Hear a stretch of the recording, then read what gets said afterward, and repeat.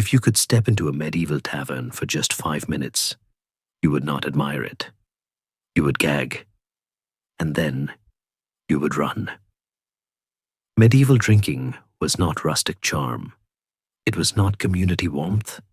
It was not merry clinking mugs beside a fire. It was a biological hazard zone disguised as a social space. Let us strip away the romance completely. First, understand this.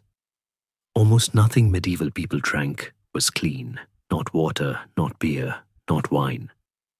Everything passed through layers of rot before it touched their lips. Water. Liquid sewage with a memory. Medieval towns were open sewers. Human feces were dumped into streets. Chamber pots were emptied from windows. Animal carcasses were left to decay near wells. Rain washed everything downhill into rivers. The same rivers people drank from. Wells were worse. They were shallow pits dug meters from latrines. When the ground flooded, excrement seeped sideways into the drinking supply. People could not see bacteria, but they knew the water made them sick. Diarrhea, vomiting, fevers, bloody stools. These were so common, they barely registered as illness. Water didn't just taste bad. It smelled like death. Beer, not clean, just less immediately lethal. Beer did not save medieval people. It merely killed them slower. Small beer was the daily drink of peasants. It was made from reused grain scraps, boiled briefly, then left exposed to the open air. Flies landed in it, dust settled into it. Rodent droppings sometimes fell directly into the vat. No one filtered it properly. If the beer turned sour, people drank it anyway. If it burned the throat, that was strength. If it caused cramps, that was normal. Beer spoiled fast. Within 24 to 48 hours, it could begin fermenting into something closer to vinegar mixed with moldy breadwater. Brewers masked the stench with herbs, not to improve flavor, but to make it swallowable. Children drank this sludge daily. By modern standards, medieval beer was a warm, cloudy bacterial soup with alcohol fumes. Wine, poison for the rich. The wealthy drank wine and paid dearly for it. Wine barrels were sealed poorly. Air entered. Bacteria thrived. Merchants diluted wine with water to stretch profits. Often river water already contaminated with waste. To fix sour wine, additives were dumped in. Chalk, resin, sulfur, egg whites, animal blood. Worst of all, lead. Lead pipes, lead-lined vessels, lead-based sweeteners. Wine absorbed it easily. Chronic lead poisoning caused gout, madness, infertility, organ failure. Nobles drank themselves slowly insane and blamed heredity. Cups that never got clean. Now imagine the drinking vessels. Wooden cups soaked up liquid like sponges. They were never fully dried. Old beer fermented inside the cracks. Mold bloomed invisibly. Every sip mixed today's drink with yesterday's saliva. Pewter cups contained lead. Every mouthful scraped microscopic metal into the drink. In taverns, cups were shared. One mug might pass through 20 mouths in a night. If it was wiped at all, it was with a rag already soaked in grease, sweat, and old spit. No soap, no hot water, no sanitation, taverns, breeding grounds of disease. The floor was straw. That straw absorbed spilled beer, urine, vomit, blood, and feces. It was changed rarely. Rats lived beneath it. Fleas lived on the rats. Those fleas lived on people. Dogs and pigs wandered inside. Chickens pecked at scraps. Smoke trapped everything in a suffocating haze. People relieved themselves in corners, sometimes directly onto the floor. Drunk patrons vomited where they stood. No one cleaned it properly. Then they drank more. The body's revenge. Medieval hangovers were vicious, not just headaches, but tremors, vomiting, diarrhea, chills, confusion. Alcohol was full of impurities modern distillation removes. Drinkers woke dehydrated, poisoned, and malnourished. Many believed hangovers were divine punishment. Others thought bad dreams caused them. No one suspected chemistry. Alcohol masked hunger. People drank instead of eating. Malnutrition was constant. Teeth rotted, gums bled, bodies weakened. Violence and death. Drinking fueled rage. Medieval court records show taverns as centers of stabbings, beatings, and murders. Knives were everywhere. One insult, one shove, and blood spilled onto the straw. Drunk falls killed people. Fires started by overturned candles burned entire neighborhoods. Drownings were common.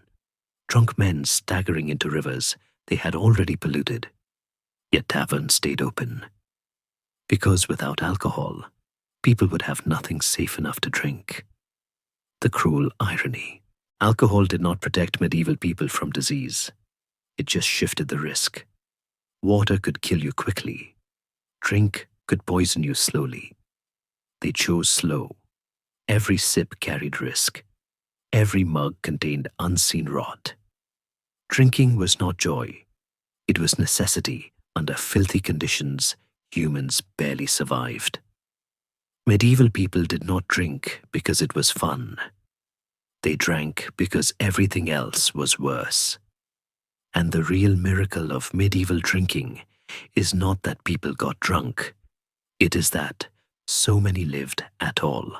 Now, let us drift away from the jarring noise of that realization and float gently back to the source, to the very beginning of this liquid history. So please, close your eyes and let the present world dissolve into the soft, grey mist of the past.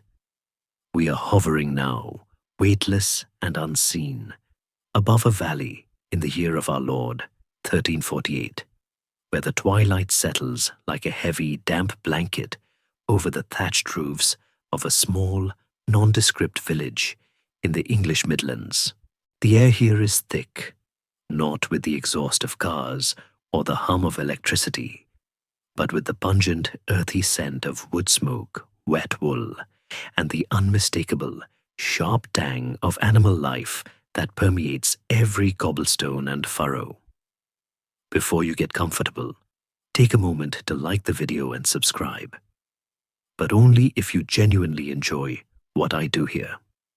Let me know your city and local time in the comments so we can see where everyone is listening from. End of part 1. Listen closely to the silence that falls between the sounds of the village. A silence that is not empty but heavy with the waiting night, where the only light comes from the flickering tallow-fat glow of rushlights in windows that are mere slits in the timber walls. We often imagine the medieval world as a place of constant, boisterous feasting, a Technicolor movie set of knights raising polished silver goblets. But the truth is quieter, dimmer, and infinitely more fragile. Here, water is the great deceiver. Look down at the river, winding through the valley floor, a ribbon of silver reflecting the rising moon. To our modern eyes, it looks pristine, bubbling over mossy stones, clear and cold and inviting. But to the people sleeping in these hovels, that river is a serpent. They know, with a deep, ancestral intuition born of tragedy, that the water which looks so pure carries a sickness that can empty a house of its children in a single week.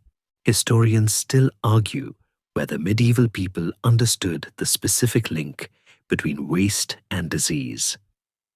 They had no microscopes to see the wriggling bacteria, no concept of the germ theory that would one day explain their suffering.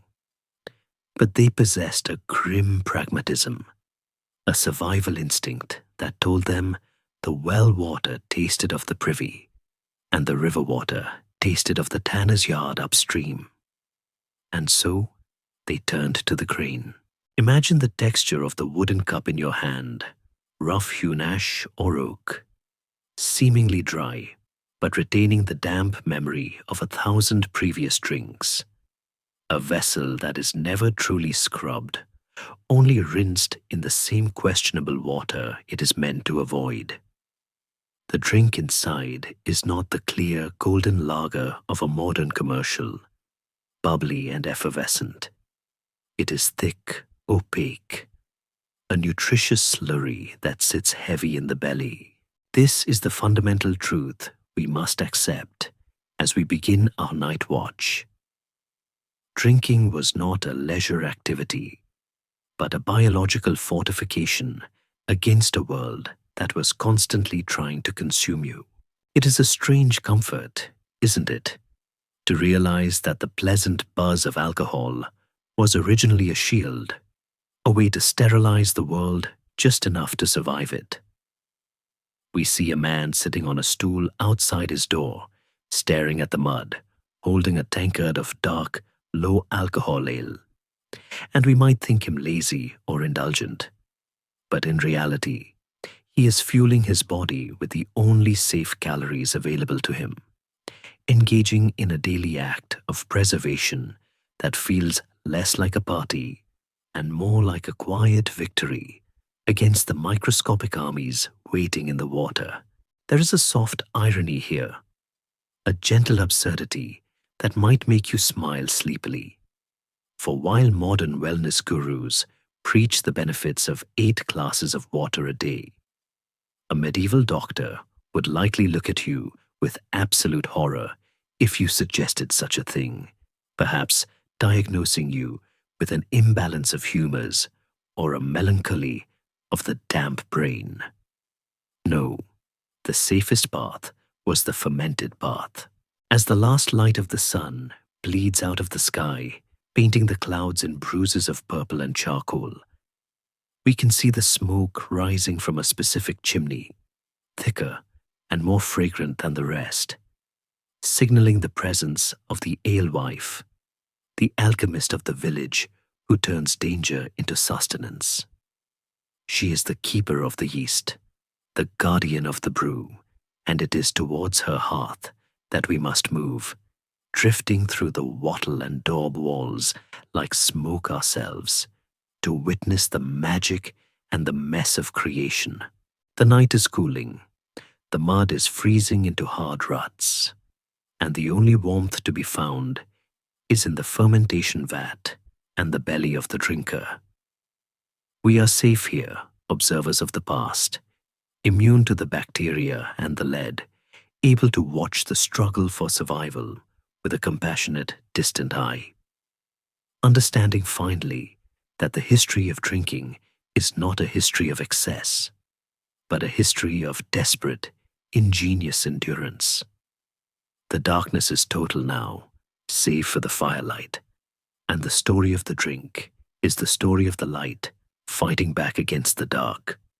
One cup at a time, slip through the cracks of the wooden door now, past the draft that whistles through the jam, and enter the heavy, humid warmth of the alewife's domain.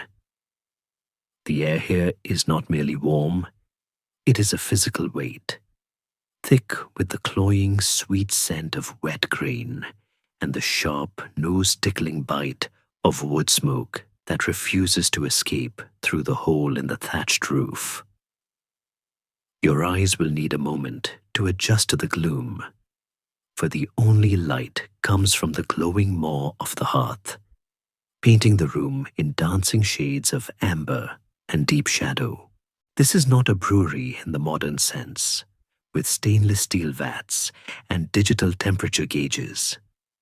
This is a kitchen, a living room, and a factory all collapsed into one cramped, soot-stained space. Here stands the brewster, the woman of the house, her sleeves rolled up to reveal forearms strong from years of lifting, her linen apron stiff with dried mash and splashes of wort.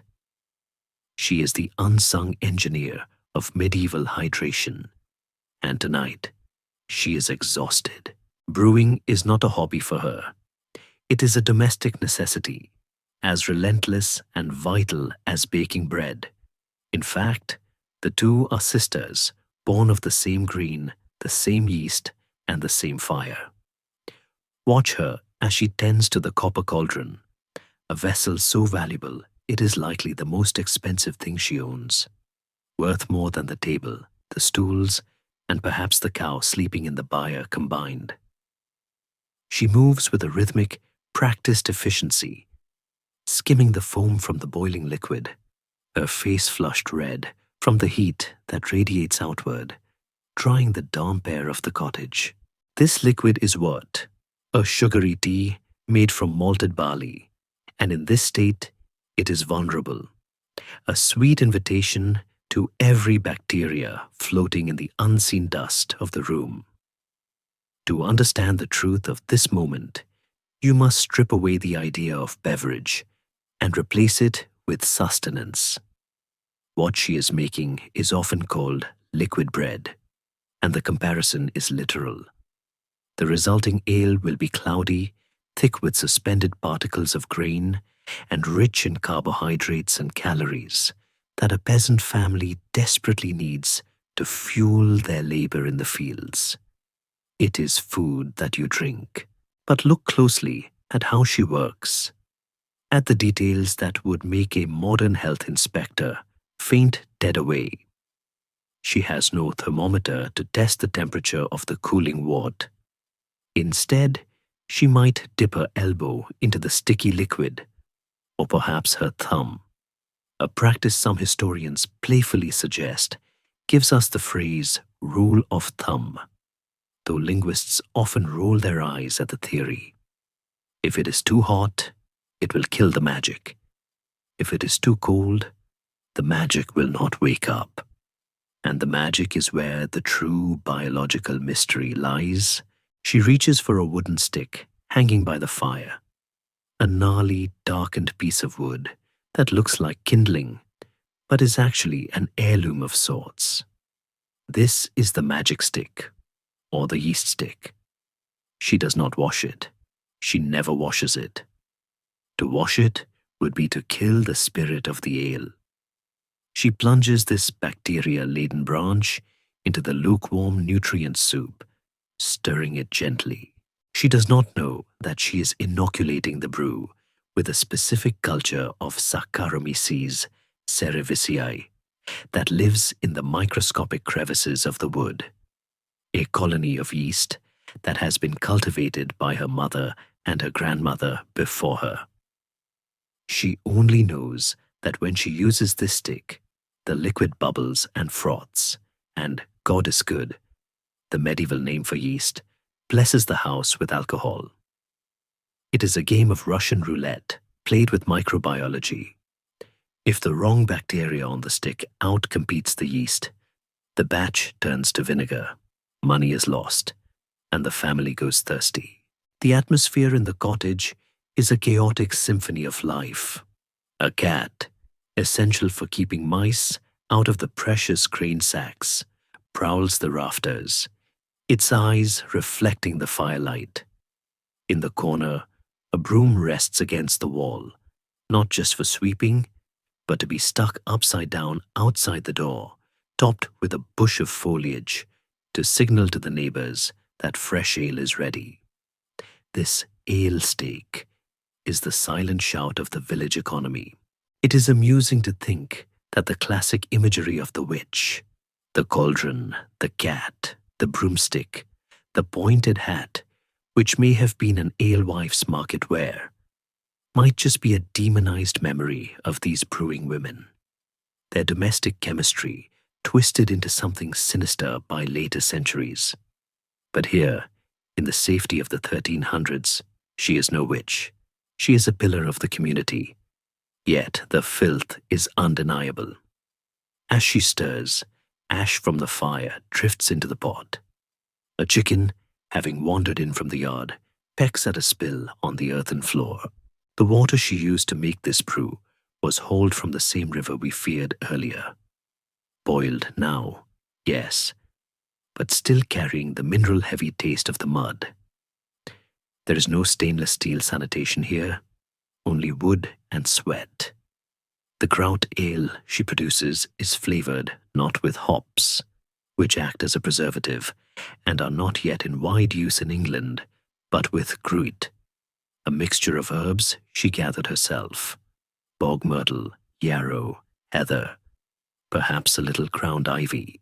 These herbs mask the spoilage, numb the tongue, and sometimes, if she is not careful with the proportions, induce mild hallucinations or severe headaches. As the fermentation begins, a thick, rocky head of foam rises in the vat, breathing out a heavy blanket of carbon dioxide that settles on the floor. It is the breath of the beer coming alive. Neighbors will soon come, carrying their own leather jugs or wooden buckets, trading eggs or labor for a gallon of her small beer. It is a transaction of trust. They trust her stick. They trust her cleanliness, or at least her specific variety of uncleanliness. And she, wiping her brow with a flour-dusted hand, is the guardian of their sobriety and their drunkenness alike. She is too tired to revel in it, though. Her back aches from hauling water, her lungs are coated in smoke, and her day is far from over. There is a profound quiet heroism in this smoky room, a testament to the sheer caloric effort required just to have a drink of water that won't kill you. She is fighting the rot with rot, using controlled decay to stave off uncontrolled death. It is a delicate balance, held together by tradition and superstition. But while the alewife battles the chaos of the domestic hearth, creating her brew amidst the noise of children and livestock, there exists another place, far colder and far quieter, where brewing is being elevated from a kitchen chore to a sacred science. Leave the warmth of the cottage now. Step back out into the chill night air, where the smoke from her chimney blends with the mist. We must travel up the hill, away from the village mud, toward the imposing stone silhouette of the monastery, where the brothers are awake, and where the silence of the cellar hides secrets of its own. The air changes instantly as we cross the threshold of the monastery gate. The chaotic, organic smells of the village, the manure, the wood smoke, the unwashed bodies, are severed as if by a knife, replaced by the scent of cold stone, beeswax, and the faint, sweet decay of old parchment. We have left the realm of the domestic struggle and entered the domain of the divine, or at least the domain of the well-organized. Quiet your mind now and listen to the difference. Down in the village, silence was rare. Here, silence is a rule, a discipline, a heavy velvet curtain that muffles the footsteps of the sandals slapping against the flagstones. We are descending into the cellar, the architectural belly of the abbey, where the temperature drops 10 degrees and the darkness feels cleaner, more purposeful. Here, the brewing of beer is not a desperate kitchen chore, but a holy industry. Meet the cellarer. He is a man of middle age, his tonsured head gleaming softly in the light of a single tallow candle.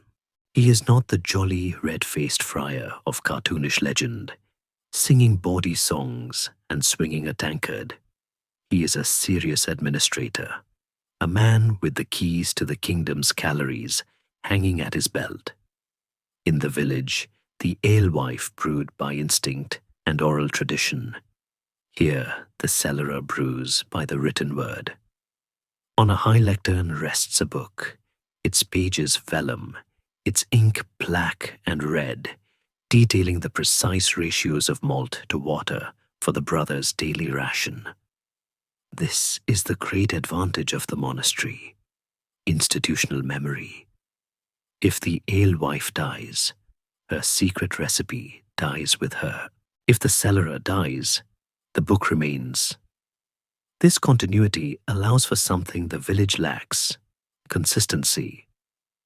Look around the cellar. It is vast, a cathedral of barrels. The stone arches overhead are designed to keep the air cool and stable, a primitive form of refrigeration that slows the spoiling process. But the true miracle here is hidden in the shadows of the floor. In the village, water was fetched from the polluted river in buckets. Here, the monks have built something extraordinary. A conduit, a lead or hollowed elm pipe, brings fresh spring water directly into the brewery from a source high in the hills, far above the latrines of the town. It is a feat of Roman-inspired engineering that saves lives. The monks do not know that the clear water is free of cholera. They only know that living water from the rock makes better beer than the dead water of the fen. They attribute the health of their brethren to prayer, but a modern eye sees the plumbing. Watch the cellarer at work. He is scrubbing a vat with a mixture of sand and ash. This is the second monastic advantage, sanitation. The rule of Saint Benedict, the code by which they live, demands cleanliness as a form of spiritual purity. While the alewife's cauldron is coated in layers of old mash, the monk's equipment is scoured. He is not killing germs on purpose. He has never heard of a germ. But his obsession with order inadvertently creates a sterile environment where the good yeast can thrive without battling the bad bacteria. It is a holy accident. And now, observe the ingredient he adds to the boiling wort. A handful of dried, papery green cones taken from a sack imported from the Low Countries, or perhaps grown in the abbey's own garden. These are hops. Historians still argue about the exact moment hops replaced the herbal Groot mixture in England. It was a slow, bitter war of taste and taxation that lasted centuries, but the monasteries were the early adopters. They realized that this bitter flower did something miraculous. It stopped the beer from rotting. The resin in the hops acted as a preservative, allowing the beer to be stored for weeks, even months, without turning into vinegar. This hopped beer was clearer, more stable, and crucially, transportable. It is the great-grandfather of every lager and pilsner in the modern world. But let us not romanticize the consumption. The beer brewing here is not for sipping politely at a tasting flight. It is fuel. The monks live on a diet that is strictly regulated, often fasting from meat for long periods. In the absence of solid food, liquid calories become the lifeline. This is the liquid bread doctrine pushed to its limit. A monk might be allotted a gallon of ale a day. Yes, a gallon. It sounds monstrous to us, a recipe for a frat party, but this small beer is weak, perhaps only 1% or 2% alcohol. It keeps them hydrated without making them stumble during the night office. It provides the B vitamins necessary to keep their nervous systems functioning while they copy scriptures by candlelight. There is a soft humor in the image of a pious monk, fasting strictly to mortify the flesh, yet sustaining a gentle, holy buzz from dawn until dusk, believing he is suffering for God when he is, in fact, slightly tipsy on divine carbohydrates. The cellarer finishes his work. He seals the barrel, not with a dirty rag, but with a tightly fitted wooden bung. He makes the sign of the cross over the vessel, a final layer of quality control. The silence returns, heavy and cool. The yeast begins its invisible work in the dark, eating the sugars, breathing out gas, transforming the grain into survival. But where did that grain come from? The monk scours the vats, but he does not plow the earth. The monastery is an island of stone, but it floats in a sea of mud. The barley that fills these barrels was not summoned by prayer. It was torn from the ground by human hands. To understand the true cost of this drink, we must leave the sanctuary of the cellar. We must glide out through the ventilation slits, riding the draft of fermentation gas, and drift down the hill, past the village, and out into the vast, open, unforgiving expanse of the arable land. The sun is not yet up, but the work has already begun. The cycle of the drink starts not in the barrel, but in the furrow, where the labor is brutal, the mud is deep, and the fly is waiting. The silence of the monastery fades behind us, replaced not by noise, but by the heavy, rhythmic sucking sound of boots pulling free from deep mud. We are standing in the furrows now, in the vast exposed lungs of the medieval countryside. It is here, under the grey, indifferent sky, that the true story of the drink begins. To understand the beer in the cup, you must first understand the agony of the grain. Step closer to the figure wrestling with the plough. He is the ploughman, the backbone of feudal society, and he is exhausted. The romance of the harvest festival is months away. Right now, there is only the wet earth and the stubborn ox. The wind cuts across the open field with a bite that ignores wool tunics, chilling the sweat on his skin. This is the brutal calculus of medieval agriculture. He must burn thousands of calories of energy to grow the very calories he will later drink to replenish the energy he is burning now. It is a closed loop of exhaustion. Look at the crop he is tending. It is not the genetically modified, uniform, golden wheat of a modern Kansas postcard. It is barley, oats, and rye, the hard grains. They are tough, scraggly, and uneven. They fight for space with weeds that the ploughman must pull by hand. But the real enemy here is not the weed. It is the moisture. In this era, before fungicides and climate control, the weather is a god that is often angry. If it rains too much near the harvest, and in Northern Europe, it almost always rains too much, the grain does not dry. It sits on the stalk, soaking up the damp, and the microscopic world begins to feast. Inspect a stalk of rye closely. Do you see those dark, purplish-black spurs growing where the golden kernel should be? That is not dirt. That is Claviceps purpurea, a parasitic fungus known as ergot. To the hungry peasant, it looks like a spoiled grain, perhaps a bit ugly. But in a year of famine, you do not throw away food because it is ugly. You harvest it, you grind it, you brew it. This is one of the darkest biological truths of the era. When this fungus is consumed, it releases alkaloids similar to LSD. It causes a condition medieval people called St. Anthony's fire.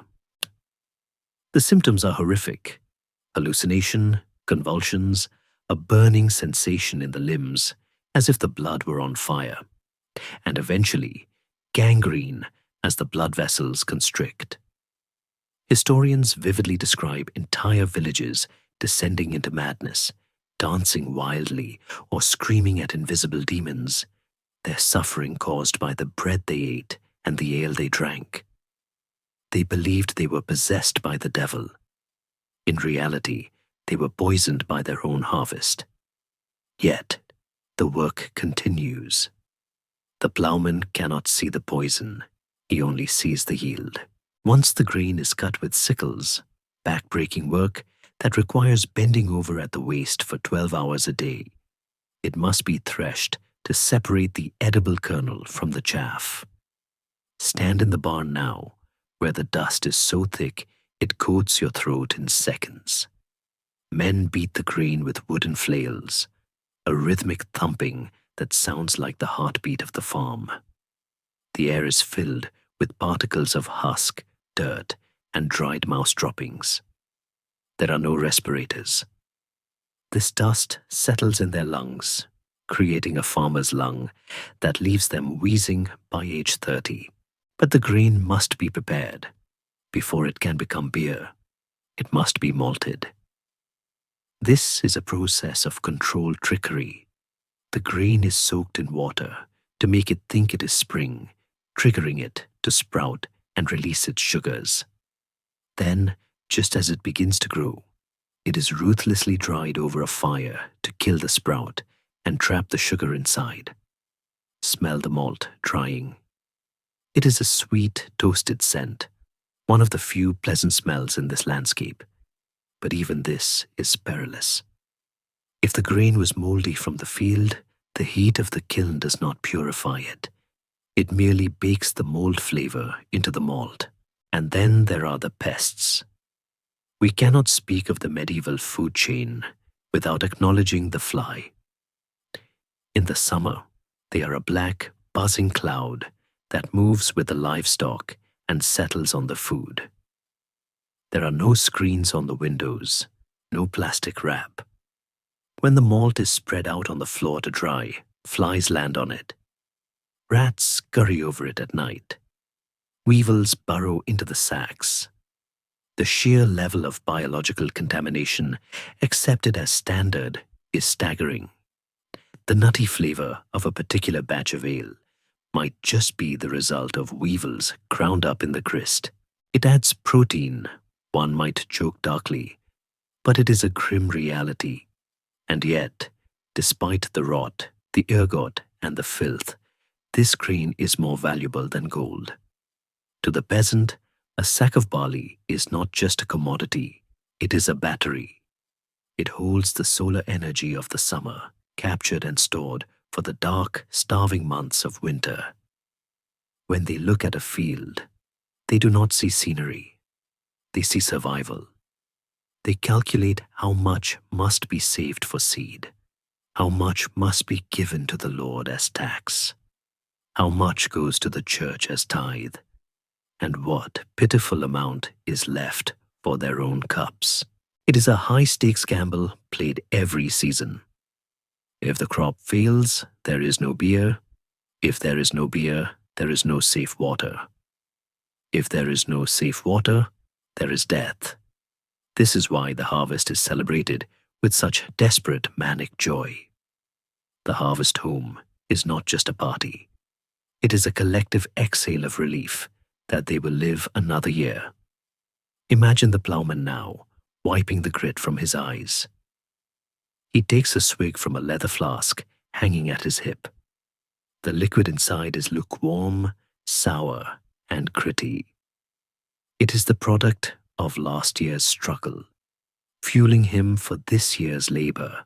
He drinks his own sweat, transformed by time and yeast. He does not know about the ergot waiting in the rye. He does not know about the bacteria on the fly's legs. He only knows that the drink cuts the dust in his throat and dulls the ache in his lower back. It is a mercy. As the sun begins to set, casting long, melancholy shadows across the stubble of the cut fields, the connection between the land and the cup becomes undeniable. The beer is the land dissolved. It carries the taste of the soil, the smoke of the kiln, and the toil of the man. It is dirty, it is dangerous, and it is absolutely essential. As the ploughman trudges home, leaving the darkening field to the crows and the rising mist, he heads toward his cottage, where a different kind of draught awaits him. Not the strong, dangerous ale of a festival, but the weak, daily water of his life.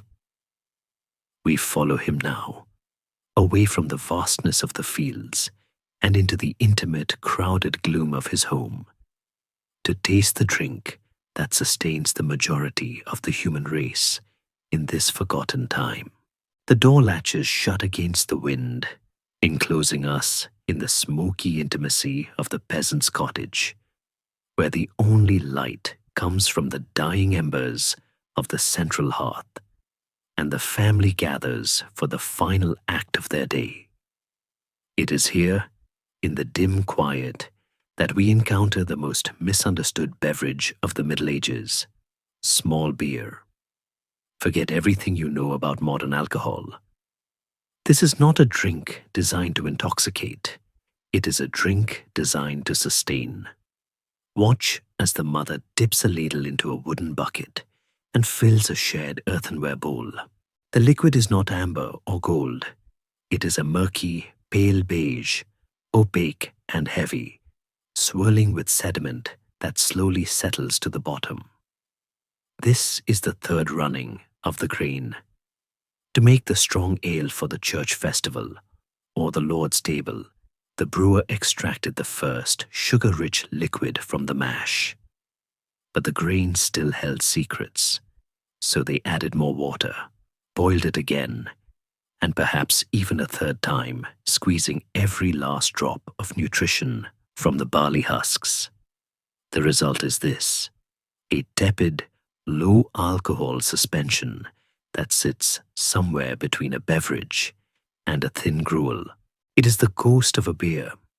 Sit on the rough wooden bench and imagine lifting the bowl to your lips. The smell is faint, yeasty, sour, perhaps a little like wet cardboard or damp straw. As you drink, the texture is shocking. It is gritty. You do not just swallow medieval beer, you practically chew it. Husks of grain, bits of yeast, and herbs float freely, catching in your teeth. A modern palate would reject it instantly as spoiled, but to the peasant, this grit is a feature, not a bug. It is proof of substance. This bowl contains calories, carbohydrates, and essential proteins that clear water simply cannot provide. In a world where food is scarce and hunger is a constant, low-level hum in the background of life, you do not drink for hydration alone. You drink to fill the void in your belly. This is the true meaning of liquid bread. It is the fuel that powers the plowman's muscles and the mother's milk. And speaking of milk, look at the children sitting by the fire. They are drinking it too. This is the detail that often shocks the modern sensibility the most. The toddler with the tankard. But we must strip away our modern taboos regarding age and alcohol. This small beer has an alcohol content likely below 1%, perhaps even lower. It is not enough to stunt their growth or rot their livers. It is just enough to kill the worst of the pathogens and preserve the grain's energy.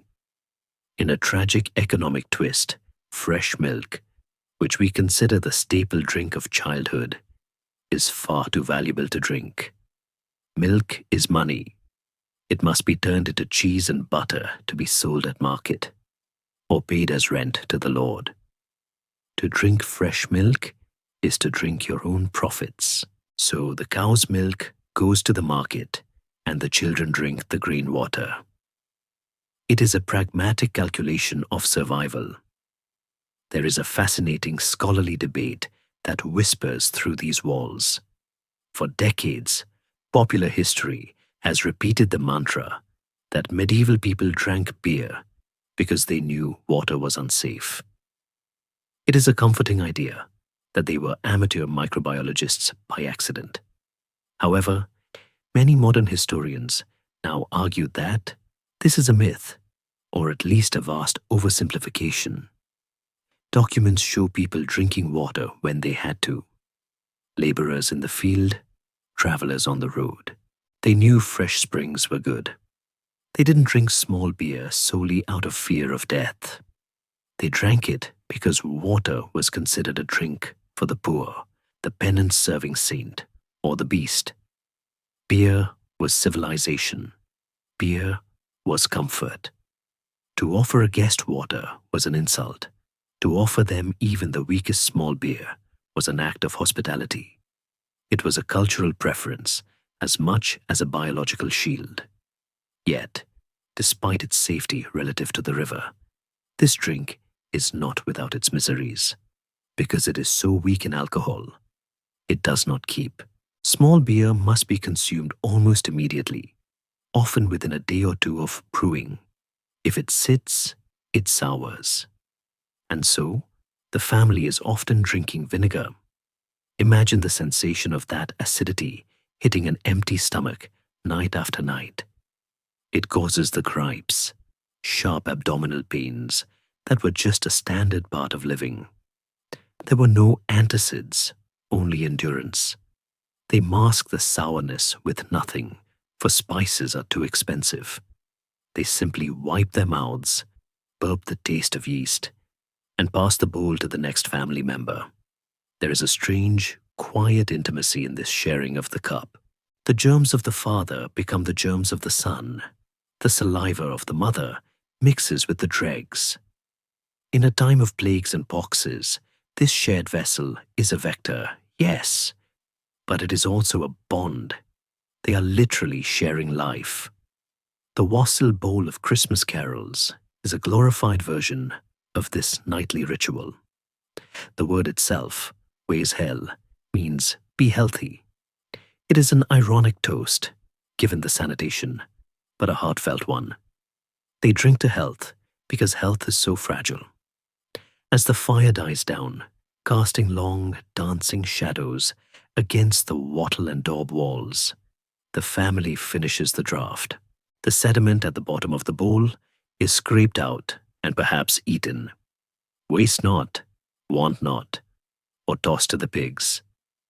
The alcohol is so faint it barely registers, providing not a buzz, but perhaps just a very mild, sleepy relaxation, a subtle unknitting of the day's tension. It is a humble drink for humble people, a grey fluid for a grey life. It is unpretentious, functional, and devoid of vanity. They do not swirl it and discuss its nose. They survive on it. But what of those who do not just survive, but wish to thrive? What of the masters of this world, the ones who live in the stone castles on the hill, far above the mud of the village? Surely, their cup runs over with something better, something cleaner, something pure. Let us leave the peasant's cottage now. Let the door creak shut on their quiet, gritty survival. We must ascend. We must float up the winding road to the castle gates, past the guards, and into the great hall, where the tapestries hang and the fire roars in a hearth big enough to roast an ox. Here the vessels are not wood, but silver and gold. The liquid is not grey, but a deep ruby red. It looks like the blood of Christ, and in a way, it is a sacrament of power. But as we approach the high table, do not be deceived by the glitter.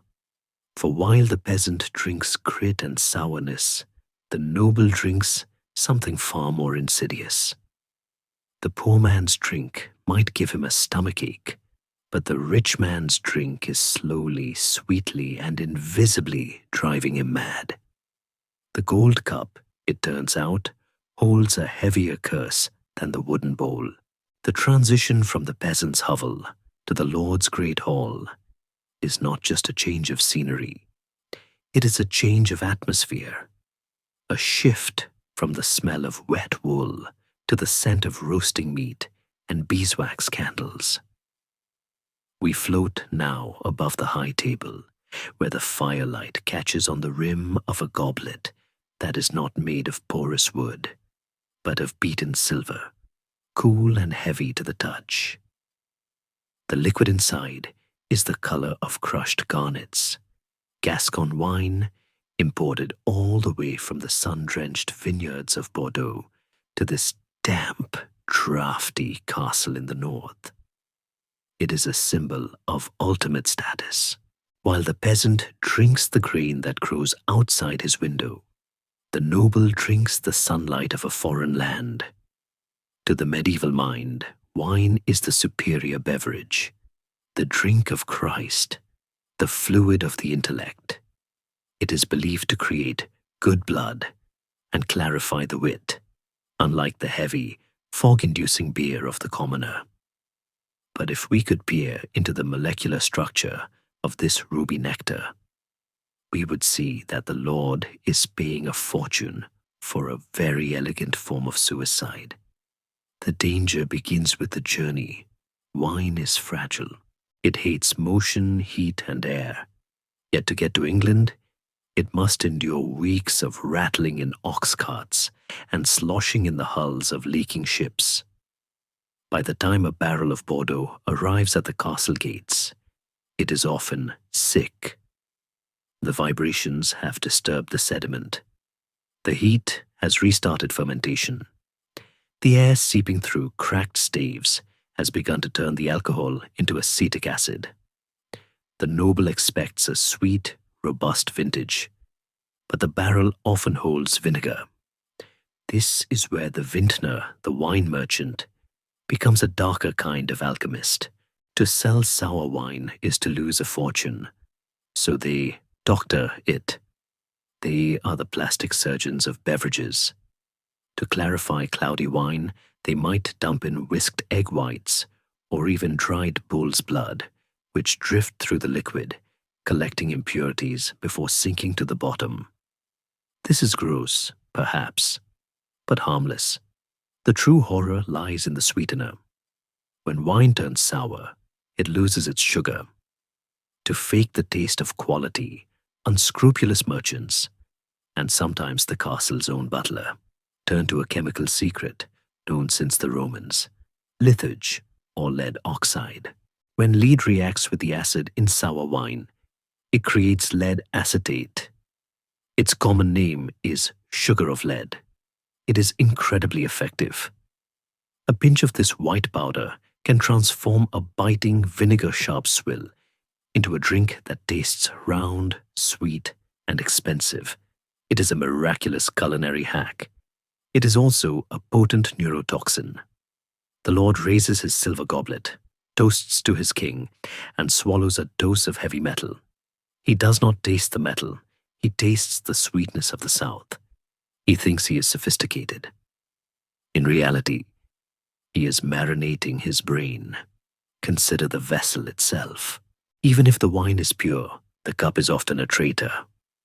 The silver goblet is for the Lord, but his knights and retainers drink from pewter, a grey alloy that, in the Middle Ages, is made primarily of tin and lead.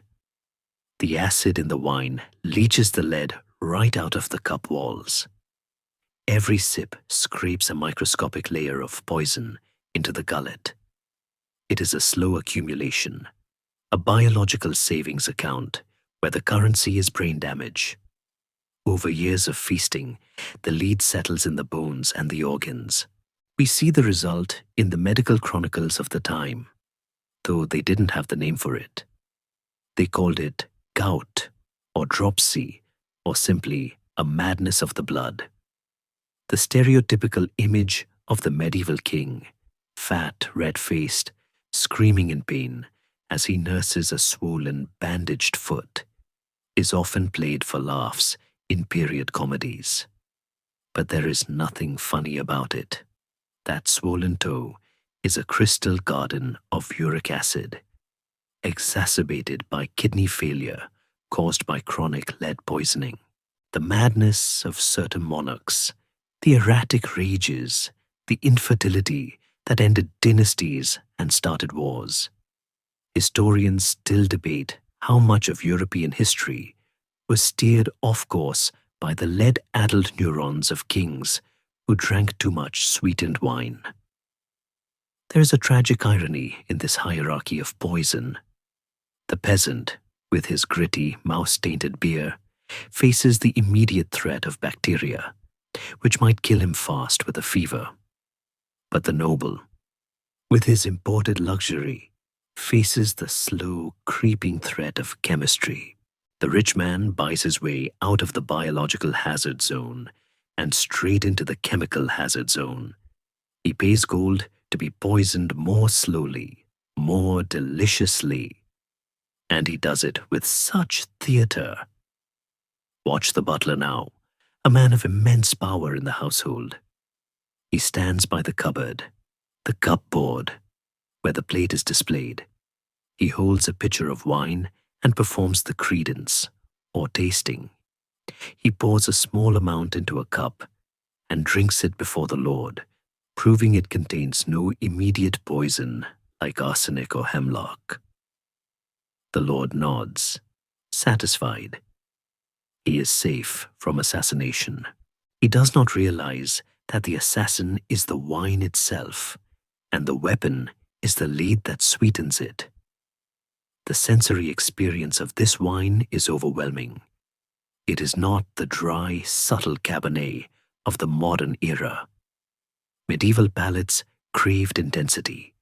They wanted wine that exploded in the mouth, perhaps to distract from the lingering taste of salt meat and smoke that coated everything else.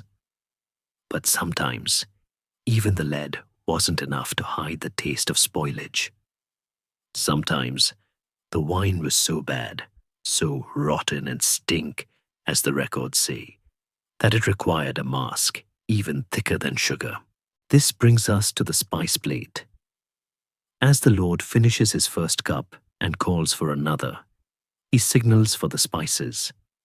He is about to engage in the ultimate act of medieval culinary deception, hypocras. This is the drink that will blur the line between medicine, dessert, and perfume. A concoction so potent it can bury the taste of a dead rat if necessary. The servants approach with a new vessel, and the smell hits you before the cup does. A wave of cloves, ginger, cinnamon, and grains of paradise that stings the nose.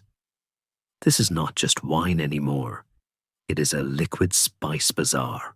They are about to mix the already lead-laced wine with powders worth more than the castle walls, creating a drink that is the ultimate flex of wealth and the ultimate disguise for rot. The flickering torchlight reflects off the surface of this dark, spiced brew, and as we lean in to smell the cinnamon, we are smelling the desperate attempt of the Middle Ages to make the inedible edible. The aristocracy is about to drink a perfume to forget they are drinking vinegar. Let us watch them mix the spices, the powder falling like expensive dust into the red poison, swirling into a vortex of flavor that will numb the tongue and delight the mind, pulling us deeper into the culinary illusions of the rich. The great hall is now heavy with the scent of the East. The servants have brought out the spice chest, a box that is locked and keyed, for its contents are worth a king's ransom. We are witnessing the creation of hypocras, the medieval cocktail that defined luxury. It is named after Hippocrates, the ancient father of medicine, because the filter used to strain it, a conical bag of wool or linen, resembled the sleeve of a physician's gown. The name implies health, a healing tonic, but do not be fooled. This is a desperate cosmetic surgery on a dying wine. Watch as the butler grinds the spices in a mortar. The sound is a rhythmic crunch grind that cuts through the murmur of the hall. He takes cinnamon sticks, hard and curled like dried bark, and crushes them. Cinnamon is the scent of paradise, believed to come from the nest of the phoenix. He adds ginger for heat, grains of paradise, a peppery seed from West Africa, for bite, and cloves to numb the mouth. Finally, he adds sugar, massive cone-shaped loaves of sugar imported from the Arab world or Cyprus. Sugar is a spice in this era, rare and medicinal, not a cheap commodity. He cracks the sugar loaf with a hammer. He dumps this expensive powder into the wine. The ratio is staggering. Medieval recipes for hypocras call for pounds of sugar and ounces of spice for every gallon. It is a syrup. The mixture is stirred and then poured through the Hippocratic sleeve. The liquid that drips out the bottom is clear, viscous, and incredibly potent. It is no longer wine. It is a liqueur. When the Lord lifts this cup, he is drinking a map of the known world. The wine is French, the ginger is Chinese, the cloves are Indonesian, the sugar is Cypriot. He is consuming global trade in a single swallow, but he is also consuming a mask. The intense, burning sweetness of the hippocras is designed to obliterate any lingering flavor of the mother, the slime of vinegar bacteria, or the metallic tang of the lead. It is a sensory overload. Imagine drinking a mulled wine that has been reduced to a syrup and spiked with chili pepper. It warms the chest instantly. It is believed to aid digestion, to close the stomach after a heavy meal of roasted meats. In reality, the high sugar content combined with the alcohol and lead is a recipe for gout and dental collapse. We often see portraits of medieval nobles with thin, tight lips. This is not just artistic style. It is often to hide their teeth. Sugar was the privilege of the rich, and so was tooth decay. Queen Elizabeth I, centuries later, would be known for her black teeth, a status symbol of her sugar consumption. Here in the medieval hall, the smile of the Lord is likely a gap-toothed grimace, but the pain of a rotting molar is dulled by the cloves in the drink, which act as a local anesthetic. It is a vicious cycle. The drink causes the rot, and the drink numbs the rot. There is a philosophical dimension to this drink as well. Medieval people believed in the humors, the four fluids that govern the body: blood, phlegm, yellow bile, and black bile. Health was a balance. Old men were considered cold and dry. Wine was hot and wet. Therefore, drinking wine was not a vice for an old lord. It was a medical necessity to balance his temperament. The spices, being hot and dry, added fire to his cooling blood. He drinks not to get drunk, or so he tells his confessor, but to stay alive, to keep his internal fire burning. This pseudoscience provided a convenient moral loophole for alcoholism. If you are drinking for your health, is it really a sin? The church fathers might wag a finger, but the medical texts nodded in approval. As the hippocras is passed around, the atmosphere in the hall shifts. The sharp, spiced wine loosens tongues faster than beer. The noise level rises, but let us look past the high table, into the shadows at the edge of the hall. The servants are drinking too. They are not drinking the hippocras, that is far too precious. But they are finishing the dregs of the wine barrels, the stuff too cloudy even for the filter. And further down, in the kitchens, the scullions are drinking the washings of the spice bag. Water run through the cloth to capture the last ghost of the cinnamon flavor. Everyone gets a taste of the luxury, diluted by their station. But the night is young, and the castle is too polite, too structured. The drinking here is ritualized, watched over by the bishop and the lord. To see the true, chaotic, unbridled face of medieval drinking, we must leave the elite. We must descend from the hill, slip out of the castle, and head back into the town. We are looking for a sign, literally, a bush hanging on a pole, a green lattice. We are looking for the tavern. It is here, in the public house, that the drinking loses its medical pretense and becomes something raw, social, and dangerous.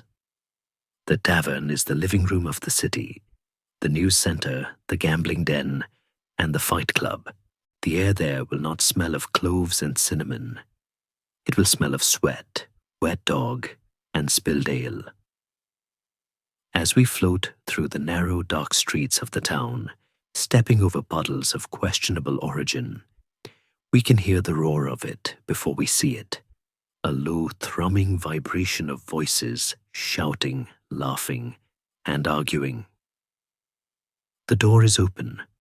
the light spills out onto the cobblestones. Let us step inside and witness the chaos of the common man's release. Push open the heavy oak door and let the wall of noise hit you.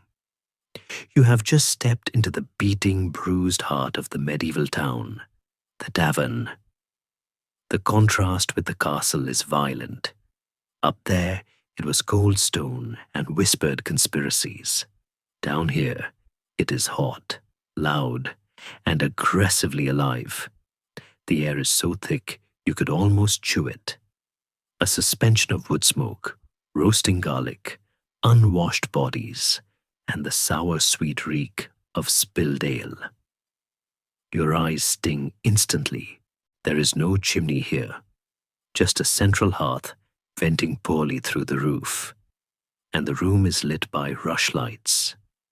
Reeds dipped in animal fat that burn with a sputtering, smoky yellow flame.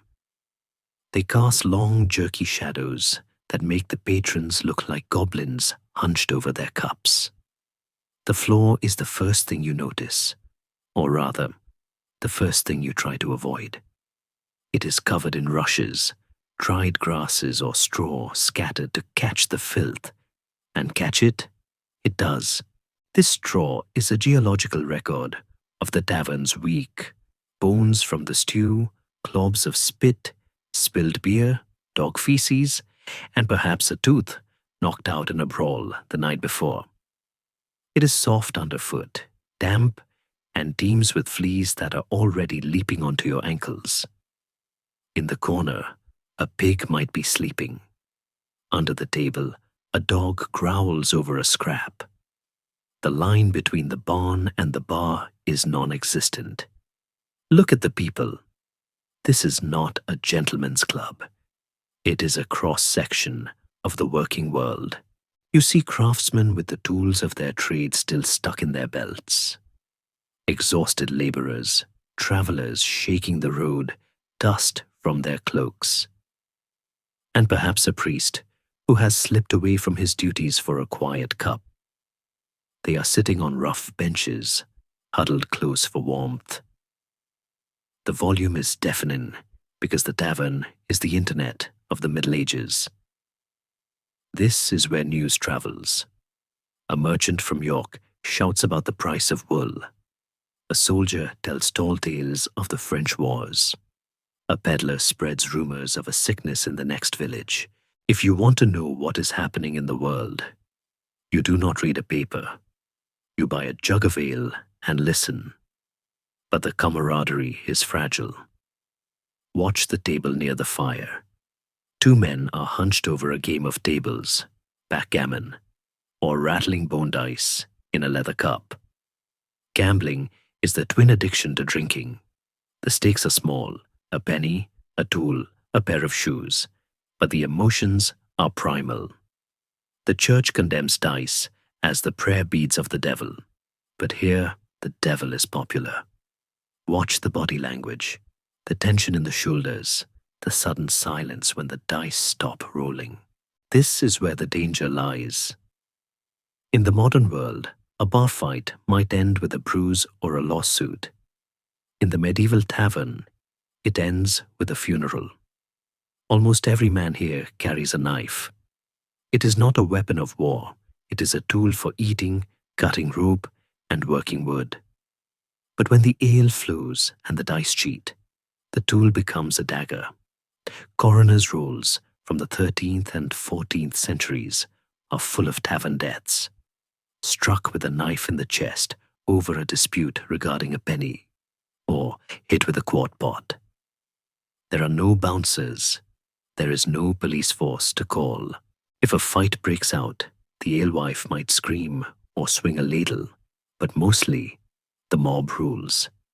The violence is sudden, bloody, and then strangely accepted.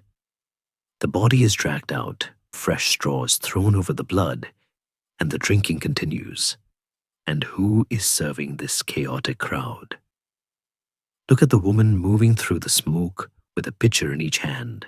She is the brewster, or the alewife, or perhaps her daughter. Popular history often paints the tavern wench as a promiscuous, buxom caricature, a side character for the hero to flirt with. The reality is far grittier. She is a businesswoman running a high-stress operation in a room full of drunk, armed men. She is tough. She has to be. She is constantly calculating tabs in her head, chalked on a slate behind the door, breaking up fights, and dodging groping hands. She is also under constant suspicion.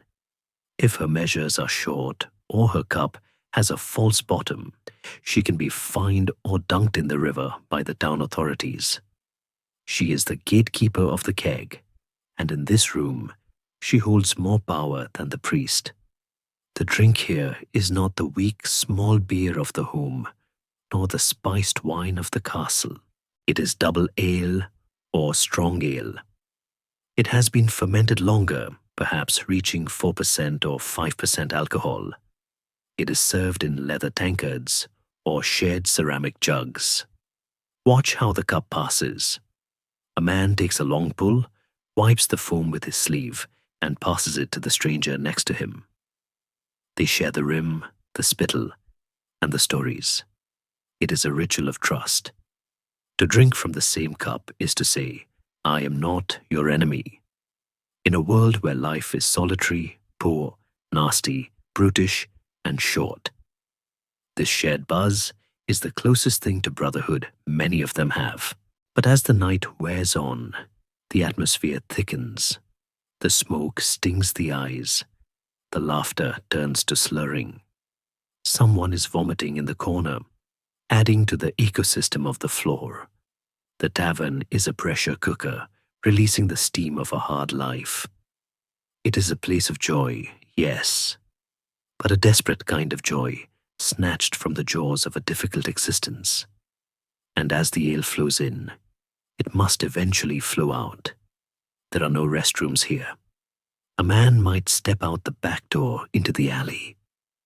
Or if it is raining, he might not even bother to leave the room using a bucket or a dark corner. The waste of the tavern joins the waste of the town. It flows into the gutters, trickling downhill, seeking the lowest point. And where does it go? It goes to the veins of the city. To understand the full, toxic cycle of medieval drinking, we must follow this stream of filth out of the tavern, into the dark streets, and down to the great, sluggish arteries that keep the city alive, and killing it at the same time. Slip out of the tavern now, before the brawl truly begins, and step into the cooling air of the city street. The noise of the drinkers fades behind us, muffled by the heavy timber walls, but the assault on the senses does not end. It merely changes form. We are standing in the middle of a medieval metropolis, perhaps London or Paris or Cologne, navigating the toxic veins that keep this urban organism alive. The street under your feet is not paved with flat, predictable asphalt. It is a mixture of cobblestones and packed earth, slick with a dark, glistening slime. Running down the center, or sometimes along the sides, is a channel known as the kennel. This is the open artery of the city's waste. Every bucket of wash water, every chamber pot, emptied from a second-story window with a warning shout of "Gardyloo." Every bit of blood from the butcher's block eventually finds its way here. Gravity is the only sanitation engineer. We follow this trickle of black water as it winds downhill, joining other trickles, growing louder and faster, until it meets the great, moving brown god of the city. The river. Stand on the banks of the Thames or the Seine in the moonlight. To the romantic eye, it is picturesque, reflecting the torches of the bridge. To the biological eye, it is a catastrophe.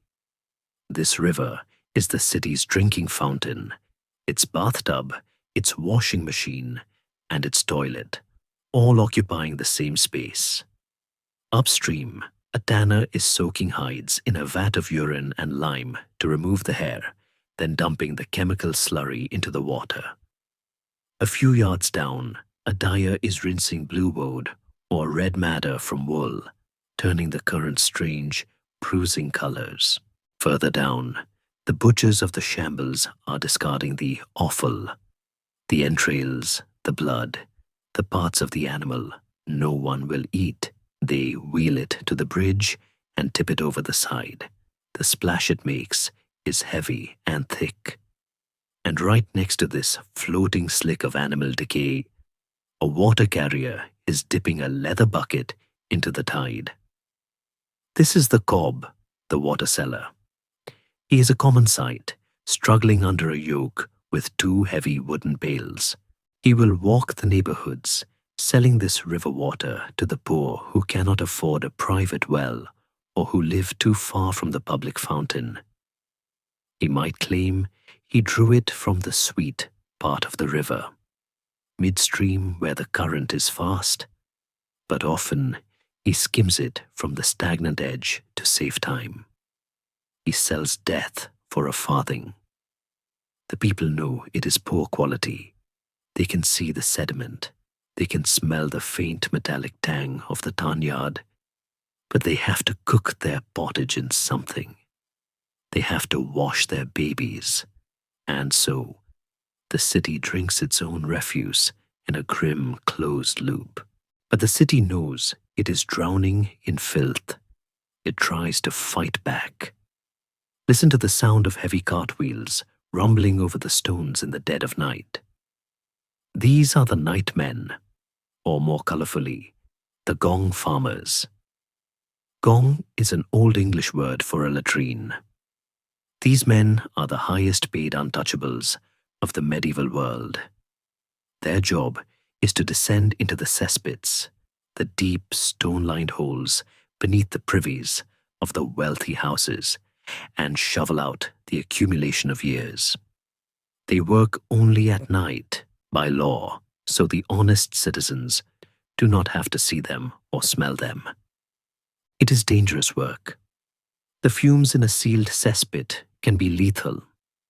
Men have swooned and died from the methane falling into the very waste they were hired to remove.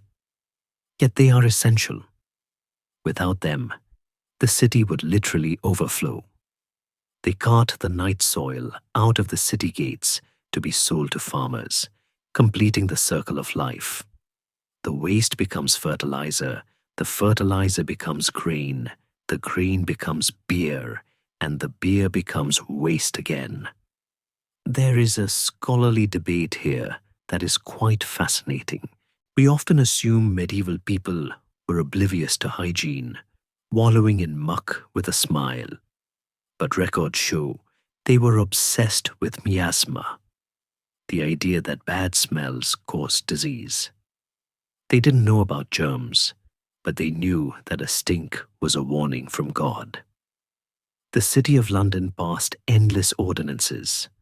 No butchering in the streets, no dumping dung in the river, no keeping pigs in the bedroom. They tried, but the population was growing faster than the infrastructure. The struggle for clean water led to the creation of the medieval world's greatest public utility, the conduit. Let us float away from the smelly riverbank and towards the market square, Cheapside. There, standing like a stone shrine, is the great conduit. It is the pride of the city. It is a fountain fed by lead pipes, miles of them, that bring fresh, sweet spring water from the countryside, bypassing the polluted river entirely. This is the VIP water. During the day, crowds gather here with buckets, waiting for their turn at the brass taps, or quills. The wardens of the conduit guard it fiercely. It is strictly forbidden to tap into the pipe for private use, though rich merchants often try to bribe the plumbers to run a quill of lead into their basements. And here lies the tragic irony again. The solution is also a poison. The pipes are made of lead, Because lead is easy to bend and seal. The very infrastructure designed to save the people from cholera is slowly dosing them with heavy metal. But the water tastes clean. It is cold, clear, and free of floating pig parts. To the medieval citizen, this is a miracle. On great holidays, or when a king returns from a victorious war, the city might perform its most spectacular trick. The conduits are made to run with wine. Imagine the scene. The stone spout that usually dispenses water suddenly gushes red claret. The crowd goes wild. People fight to fill their cups, their hats, their cupped hands. It is a moment of impossible abundance, a literal river of wine in the street. But tonight, it is just water, dripping slowly, echoing in the quiet square. The water carriers, the gong farmers, the conduit wardens. They are the unsung heroes of the city's hydration. They are fighting a losing battle against density. As the city sleeps, the pressure builds. The wells are getting saltier as the sea creeping into the water table mixes with the sewage seeping from the cesspits. The river is getting slower, choked with debris. The beer is the only safe haven, the only fluid that has been boiled and fermented enough to offer a sterile sip. And so the city wakes up hungover, not just from alcohol, but from the toxicity of its own environment. It is a hard, gritty existence, where the simple act of quenching thirst is a gamble with death. But cities are new things, relatively speaking. Before the stone streets, before the lead pipes, before the overcrowding, there was a different kind of drinking culture. A culture born not of commerce and waste, but of the forest and the hive.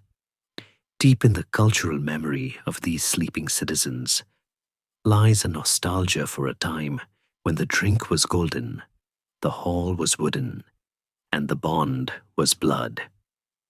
The city is a place of wine and beer, but the soul of the North remembers mead.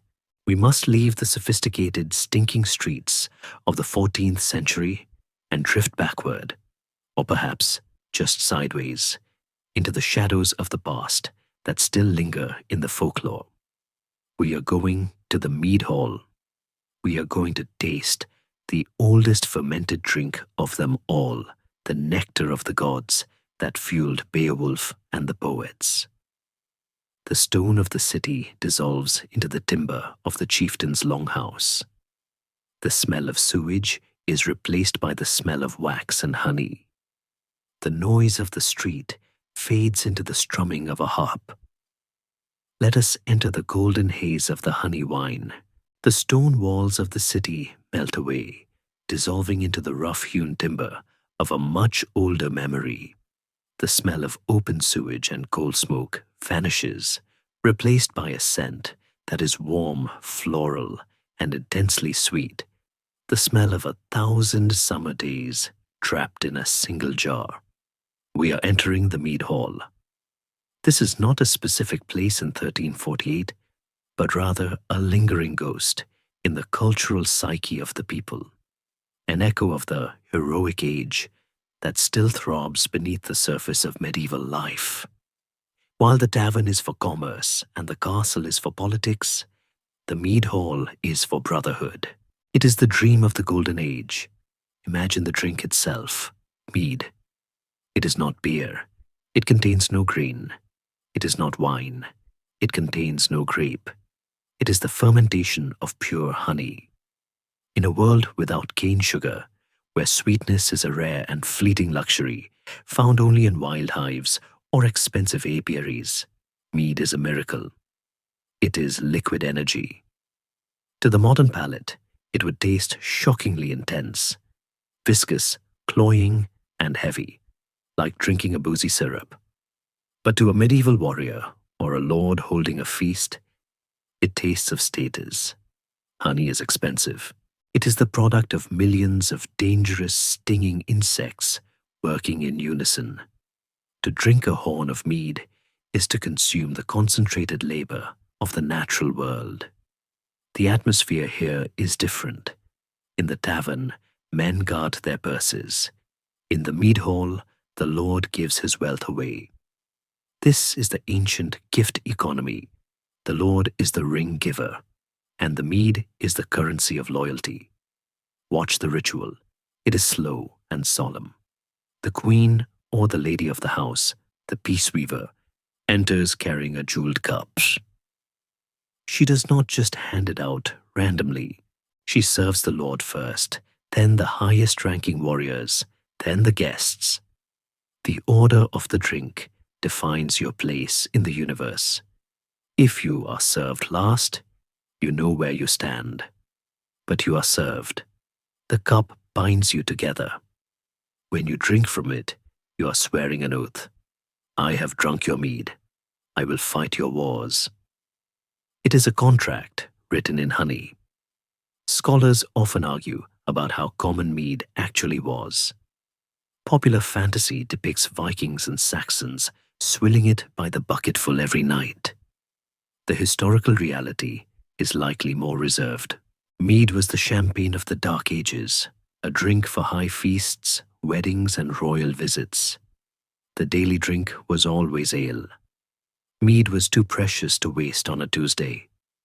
Because of its high sugar content, it could be fermented to a staggering strength, perhaps 15% or 20% alcohol, far stronger than the watered-down beer of the peasant.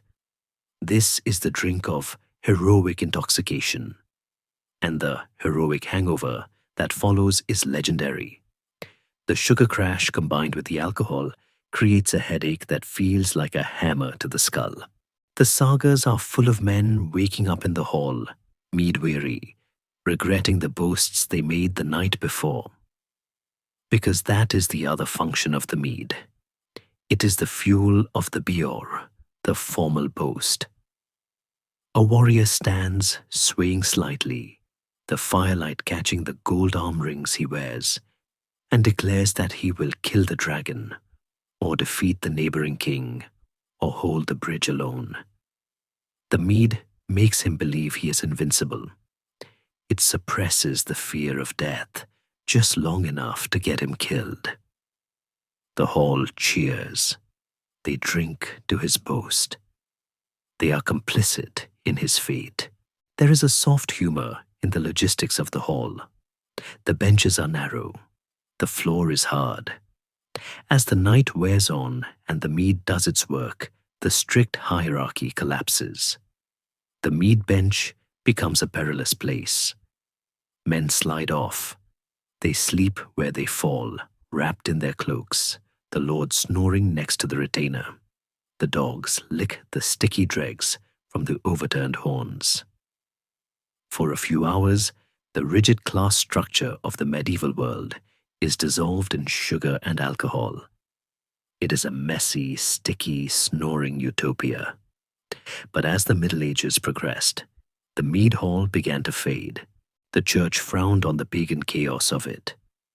The new feudal economy preferred wine from France. Honey became more important for its wax, to make the millions of candles needed for the cathedrals, than for its wine.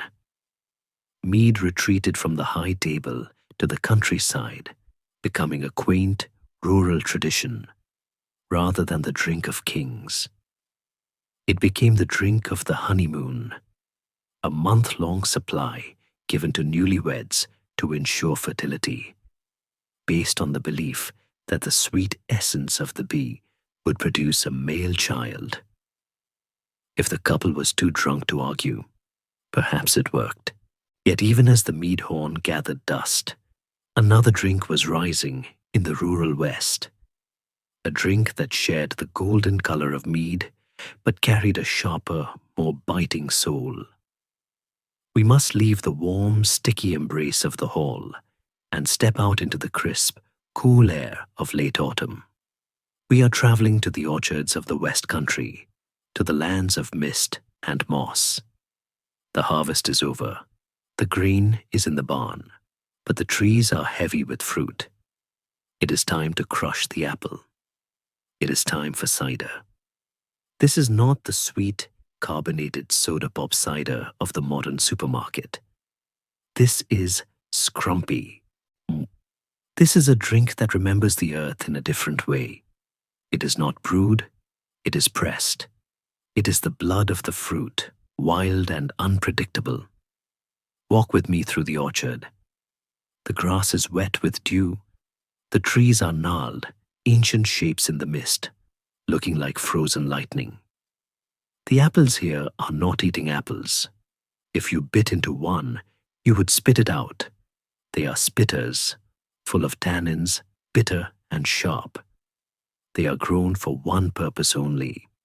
The laborers are shaking the trees, and the fruit thuds to the ground with a muffled, heavy sound. It is a rhythm of abundance. They shovel the apples into the press, a massive wooden screw turned by a horse or a team of men. The juice runs out, brown and cloudy, smelling of oxidation and earth. There is no boiling here, no fire. Cider is a raw drink. The juice goes straight into the barrel, and the natural yeasts on the apple skins begin the work. It is the most natural form of alcohol. It practically makes itself. But this lack of control makes it dangerous. Cider can be rough.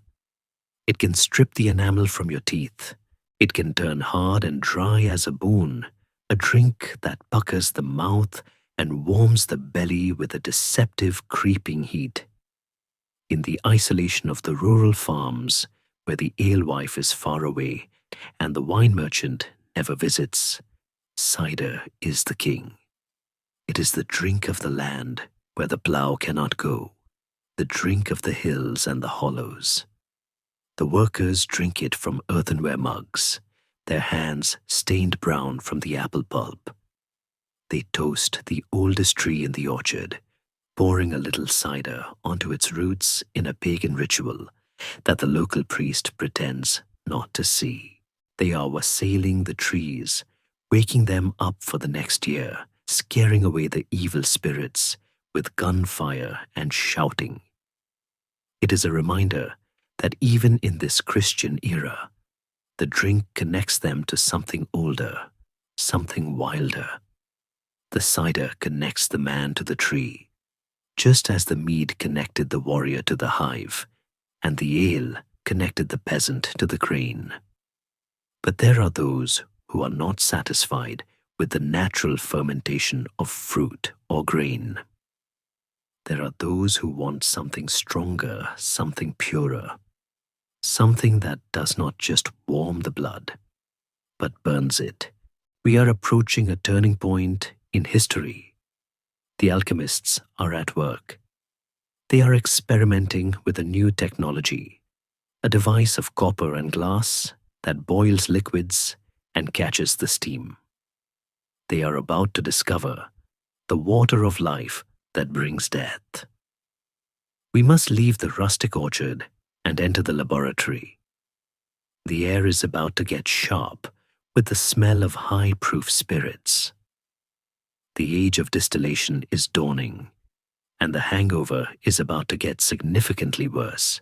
The mist of the West Country does not just obscure the vision, it seeps into the bone. We linger here for a moment, shivering in the damp twilight that separates the harvest from the hard frost, because it is in this grey, biting cold that we truly understand the desperation of the medieval winter. The cider we just tasted, that rough scrumpy, is not merely a drink. It is a coping mechanism for a world that is about to die for 6 months. Look at the orchard again, stripped of its golden leaves, the branches like skeletal fingers scratching against the slate-grey sky. The romance of the harvest home has faded, and what remains is the wet, rotting reality of the pomades, the crushed apple pulp left to decay in the mud. It smells of vinegar and earth, a scent that hangs heavy in the air, a reminder that in this era, nature is not a benevolent mother. but a stern matron who demands endurance. But there is a darker secret hidden in this mist, a filthy truth that the locals endure without understanding. Watch the farmer as he doubles over, clutching his stomach, his face pale and sweating despite the chill.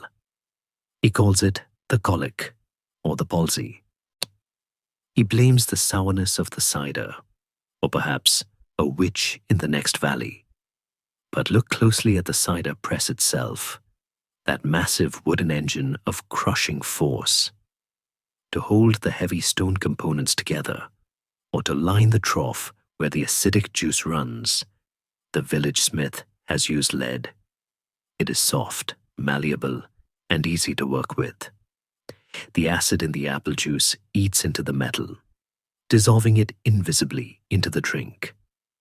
This is the Devonshire colic, a silent plague of lead poisoning that will cripple farmhands for centuries before science identifies the cause. They are drinking their own paralysis. They lose the feeling in their hands, their limbs grow weak, and their bellies knot in agony. Yet they continue to drink the very thing that is poisoning them, because the water in the well is worse and the cold is unbearable. The autumn mist is not just weather, it is a mood of encroaching dread.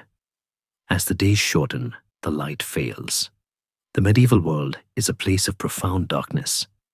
We forget this in our age of streetlights. When the sun goes down, the world disappears. The cold becomes a physical weight. The cider, cold and flat, offers no heat. It numbs the mind, yes, but it chills the belly. People huddle together in the damp straw, sharing body heat, coughing in the smoke, drinking the cold, lead-laced juice of the apple, and dreaming of fire. They dream of a sun that can be swallowed. They dream of a liquid that does not just dull the pain, but burns it away. And it is this desperate hunger for heat, for a water that burns, that pushes civilization towards the next great threshold. We turn away from the shivering farmer, leaving him to his groanings in the dark, and follow the scent of sulfur and charcoal that cuts through the mist like a knife. The path leads us away from the farm, away from the mud, and toward a small stone building set apart from the rest of the village. It is the only building where a light burns late into the night, a strange blue-green flame that flickers behind a thick glass window. This is not the warm orange glow of the hearth. This is the cold, analytical light of the laboratory. We have arrived at the door of the alchemist. Step inside. The transition is jarring. The air here is dry and acrid, stinging the nostrils with fumes of quicksilver and ammonia. The chaos of the tavern and the barn is replaced by a clutter of intellect. Glass alembics, copper retorts, piles of dusty manuscripts filled with cryptic symbols, and the constant hissing whisper of the bellows. The man hunching over the workbench is not a brewer. He does not care about liquid bread or caloric intake. He is a philosopher, a seeker of the quintessence, the fifth element, the spirit hidden within the matter. He believes that by boiling wine and capturing the steam, he can separate the soul of the drink from its earthly body. He is trying to distill God out of a grape. What he is actually doing is inventing hard liquor. For thousands of years, humans could only get as drunk as yeast could naturally ferment, about 15% alcohol, before the yeast died in its own waste. But here, in this glass vessel, the alchemist is breaking that barrier. He heats the wine gently.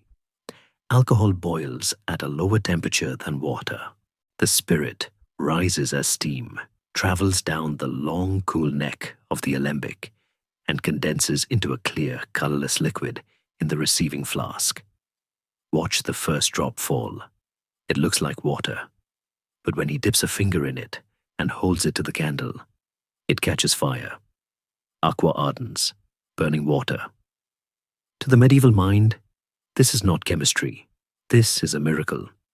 It is fire and water, two opposing elements, fused into one. They call it aqua vitae, the water of life.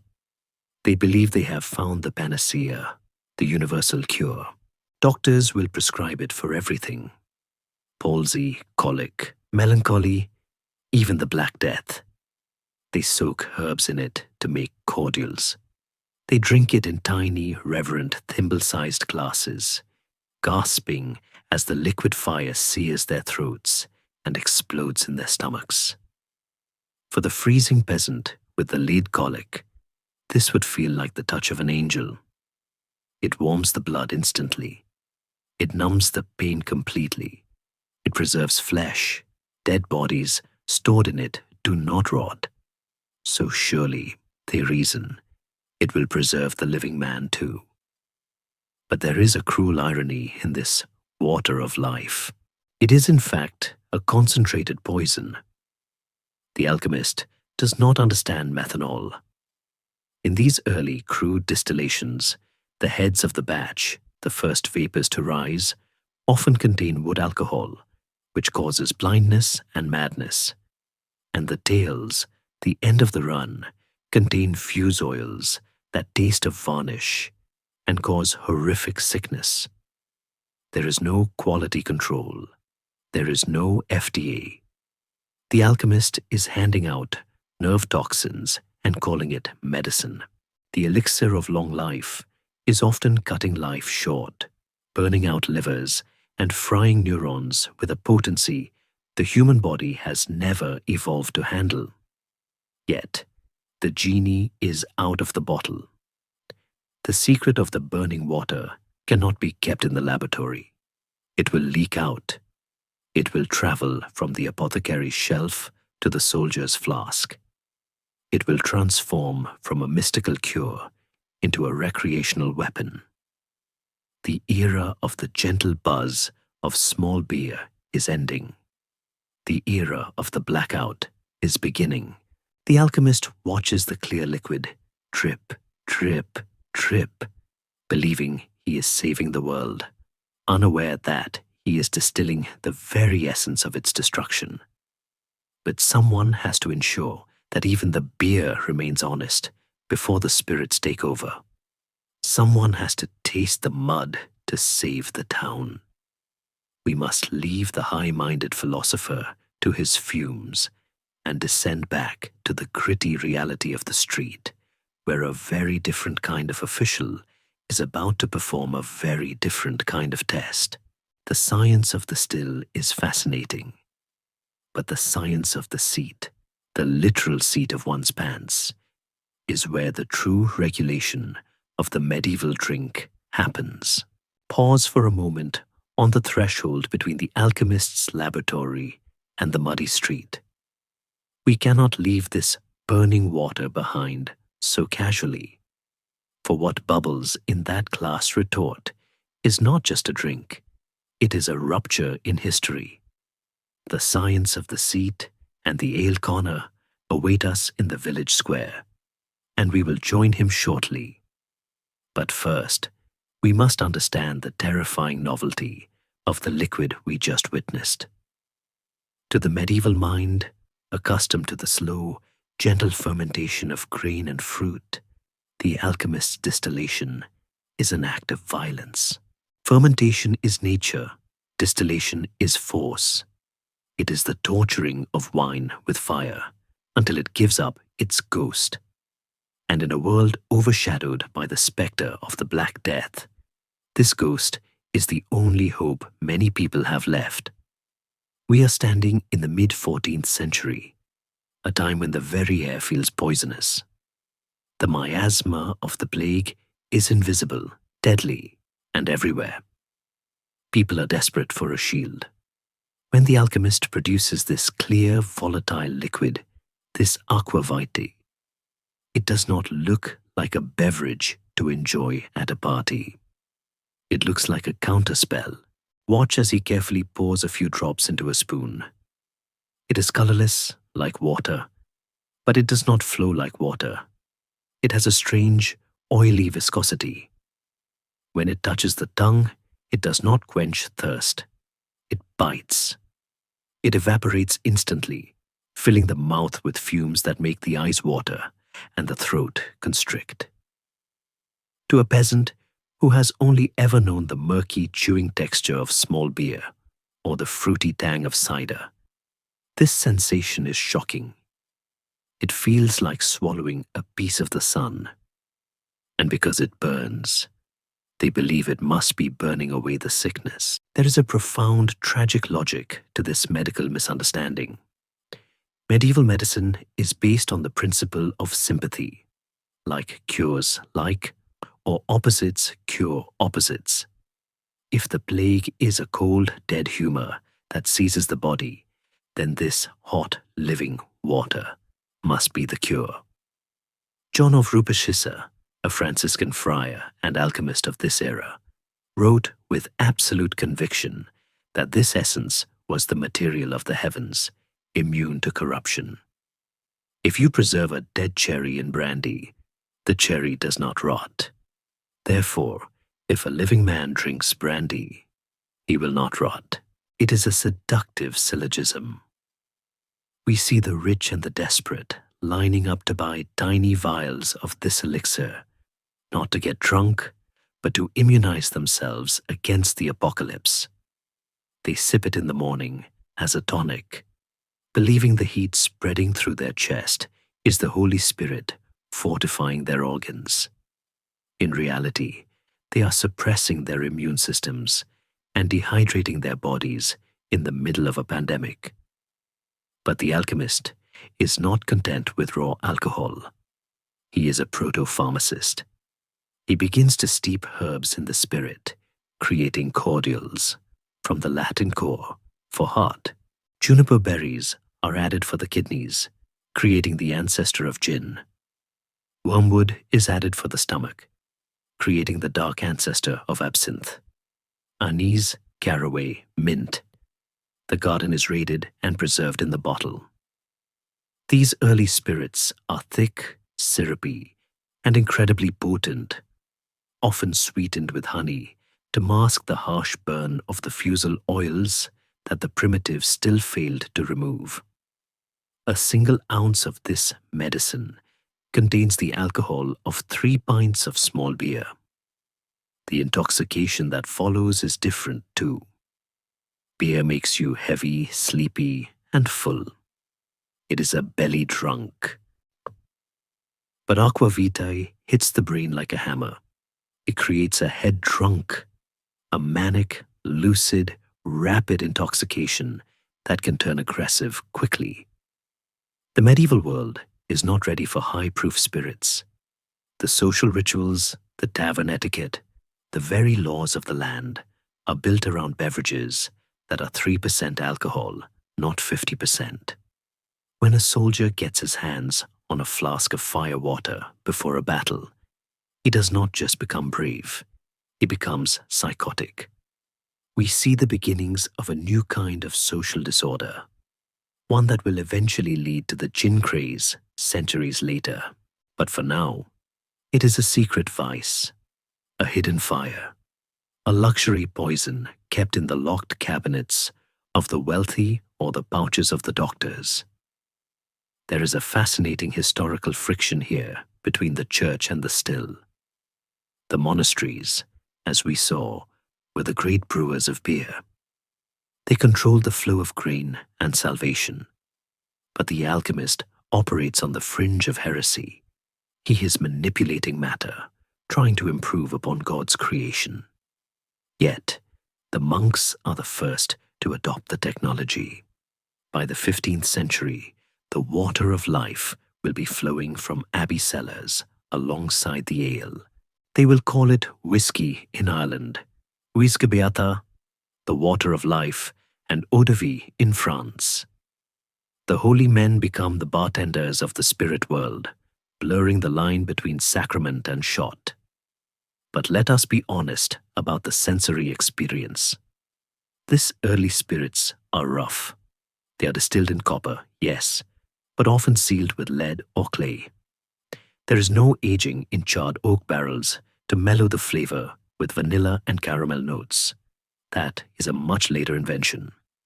This is white dog, clear, harsh spirit that smells of fuel and raw grain. To drink it requires a certain masochism. You drink it with a grimace, followed by a gasp. It is a drink for a hard world, a way to anesthetize the soul against the cold, the hunger, and the fear of death. It is the ultimate escape. Yet, for all its power, aqua vitae remains rare in 1348. It is a curiosity, a medical marvel, a terrifying glimpse of the future. For 99% of the population, the daily reality is still the grain, the vat, and the wooden cup. The alchemist's fire is a whisper. The alewife's brew is a shout. And because ale is the lifeblood of the people, the one thing they consume more than water, it cannot be left to chance. It cannot be left to the whims of the brewer who might water it down or use moldy grain or serve it before it has finished working. The town needs protection. It needs a guardian of the gullet. And so, we finally turn away from the glass and the flame. We leave the alchemist to his dangerous dreams of immortality and step back into the muck of the village square. The sun has risen, and the market is bustling. But there is a commotion near the tavern door. A man is approaching, dressed in a leather tunic, looking serious and official. He is not a knight, he is not a priest, he is the alconer. And he is about to perform one of the most bizarre, hilarious, and biologically essential duties in medieval history. The alchemist used fire to test the spirit. The alconer will use his breeches to test the beer. The crowd barts for him. This is not a joke. This is serious consumer protection. In a world without food safety standards, without ingredient labels, without Yelp reviews, this man is the only thing standing between the peasant's stomach and a violent case of food poisoning. He is the town's designated drinker, sworn on oath to distinguish good ale from bad. But his palate is only half the tool.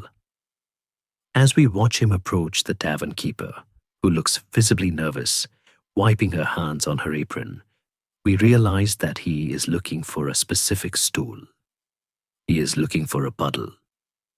He is about to engage in a test of viscosity that will determine the economic fate of the household. The science of the still is elegant, intellectual, and dangerous. The science of the seat is crude, sticky, and absolutely vital. The alchemist tries to take us out of this world. The ale corner ensures we can survive living in it. Let us move closer through the smell of the market, the fish, the unwashed wool, the manure, and stand right beside the tavern bench. Watch closely. The test is about to begin, and it involves leather, liquid, and a very long wait. The contrast is perfect. We have gone from the ethereal spirit that burns to the heavy ale that sticks. History is not just written in books. It is written on the seat of a man's pants. The ale corner stands before the bench, the center of attention in a room that usually ignores authority.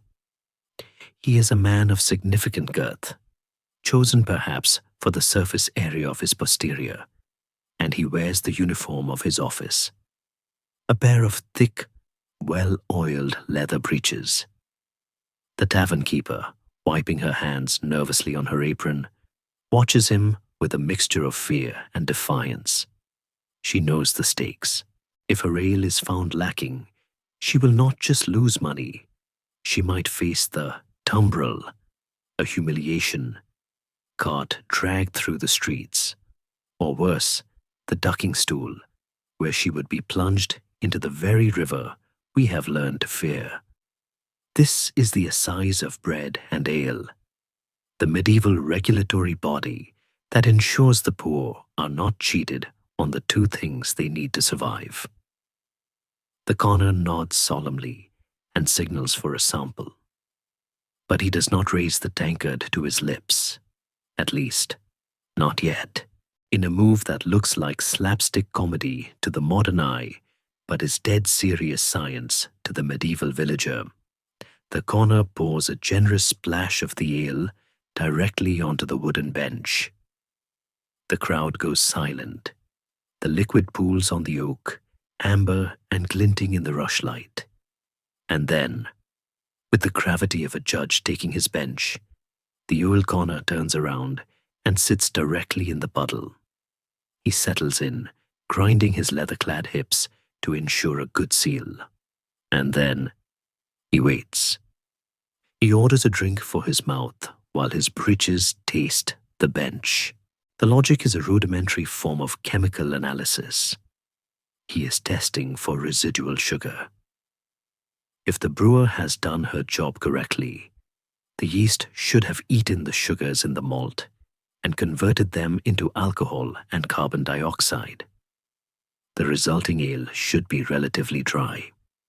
But if she has rushed the process to sell it faster, or if her yeast is weak, the ale will still be full of unfermented sugar. It will be wort, not beer. It will be sticky. For 30 minutes, the conner sits there, chatting with the locals, eating a piece of bread, acting as if he is not marinating his backside in the village's food supply. The tension in the room is palpable. The alewife knows that if he sticks, she is fined. She watches the clock, or rather, the burning of the candle.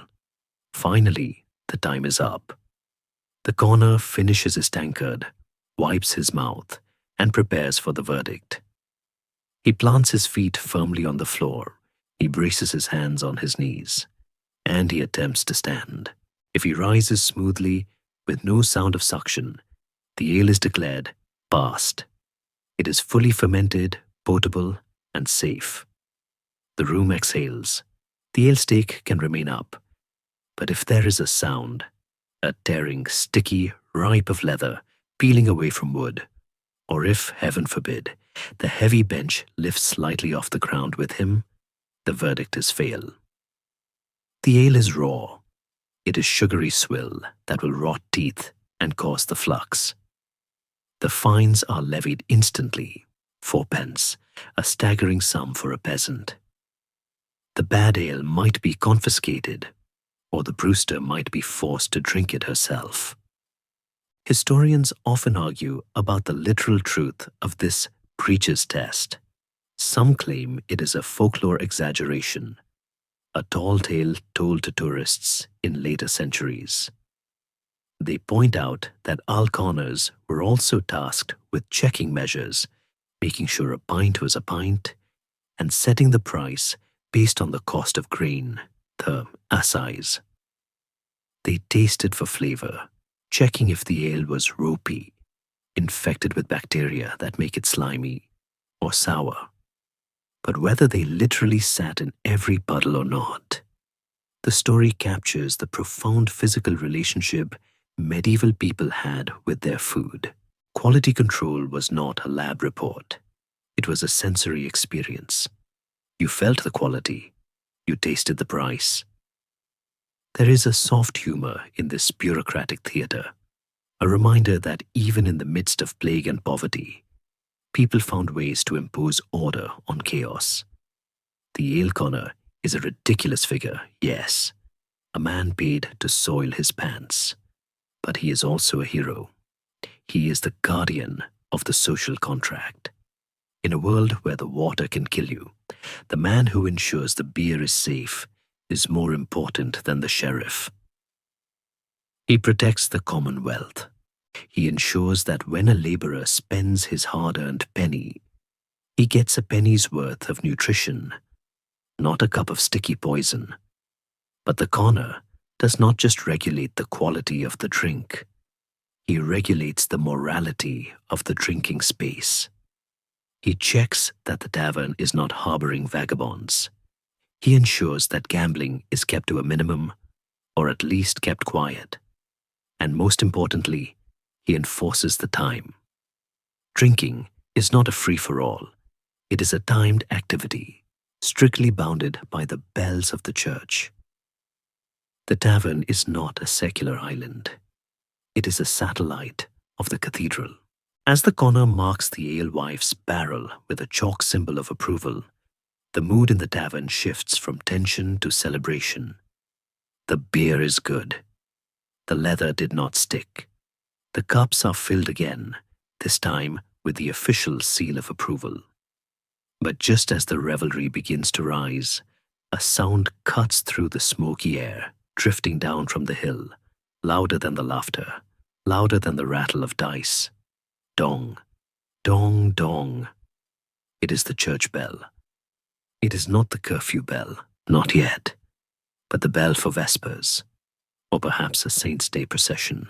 The ale corner's authority ends where the priest's begins. The medieval calendar is a minefield of holy days, feast days, fast days, and festivals. You might think the church would be the enemy of the tavern, the sober voice of restraint. But here is the greatest irony of all. The church is the biggest enabler of them all. The calendar of the saints is essentially a drinking schedule. We must leave the relieved alewife and follow the sound of the bell back up the street toward the churchyard, where we will discover that the most intense binge drinking of the Middle Ages happens not in the sin-filled tavern, but under the approving gaze of the statues of the saints. The holy toast is about to be raised, and it is going to be a heavy one.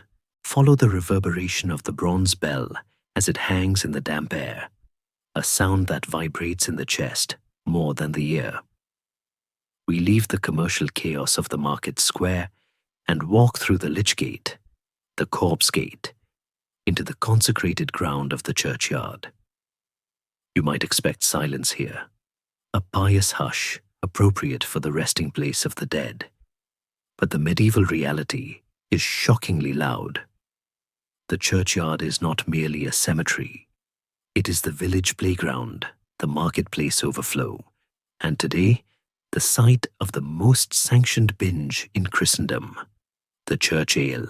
If the tavern is the living room of the village, the church is its banquet hall, and the priest, surprisingly, is the host of the party.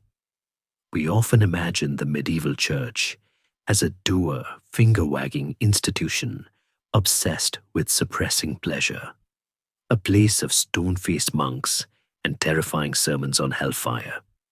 And it was that. But it was also the primary organizer of fun. The medieval calendar is a dense minefield of holy days, over 80 days a year, plus Sundays, where labor is forbidden. That is nearly 3 months of mandatory vacation. But vacation does not mean resting. It means feasting. Without Netflix, without novels, without travel, the only available leisure is the communal cup. And the church does not just permit this, it brews it. Step into the church house, a building often adjacent to the nave, specifically built for brewing. Here, the church wardens, respected laymen elected by the parish, are tending to massive vats of ale. This is the holy brew. It is often stronger, sweeter, and better made than the tavern ale, because the church has better equipment and more grain, donated as tithes. This event is a help ale or a bid ale. The economics are simple and brilliant. The church needs a new roof, or a new bell, or candles for the altar. They do not pass a collection plate. They throw a kegger. The parish brews the beer, and the parishioners are required, sometimes by law, always by social pressure, to come and buy it. It is a bake sale, but with high-proof alcohol. You are drinking for the glory of God. The more you drink, the holier the roof will be. There is a fantastic soft humor in watching the village priest, who just hours ago was elevating the host and warning against the sin of gluttony, now moving through the crowd, encouraging his flock to empty their tankards. "Drink up, Thomas," he might say. "The bell tower won't fix itself." It is a divine loophole. Gluttony is a deadly sin, yes, but charity is a heavenly virtue. If purchasing the ale is an act of charity for the parish, then the resulting drunkenness is merely a pious side effect. It is cognitive dissonance washed down with malt. The scene is vibrant. Tables are set up among the gravestones. The ancestors are literally underfoot, part of the party. Morris dancers with bells on their shins stomp on the grass, shaking the earth. A minstrel plays a rebeck, and the drinking is ritualized. They drink lamb's wool, hot ale mixed with roasted apple pulp and spices, so frothy it looks like the wool of the Agnus Dei. They raise toasts to the Virgin Mary, to Saint Martin, the patron saint of innkeepers and reformed drunkards, and to Saint Nicholas. There is a king of the bean, or a lord of misrule, crowned with a paper hat, leading the mockery of the very order they live under. But let us look closer at the bride ale. This is the origin of the word bridal. In the medieval world, a wedding is not catered by a professional company. The bride herself brews the beer. She makes a massive batch, her first act of domestic prowess, and sells it to the guests. The money she raises is her dowry, her nest egg to start her life. If she is popular, or if her beer is good, she starts her marriage rich. If her beer is sour, she starts poor. It is a high-stakes taste test. The guests pay not just for the drink, but for the privilege of toasting her. "Ways hail," they shout, "be whole, be well."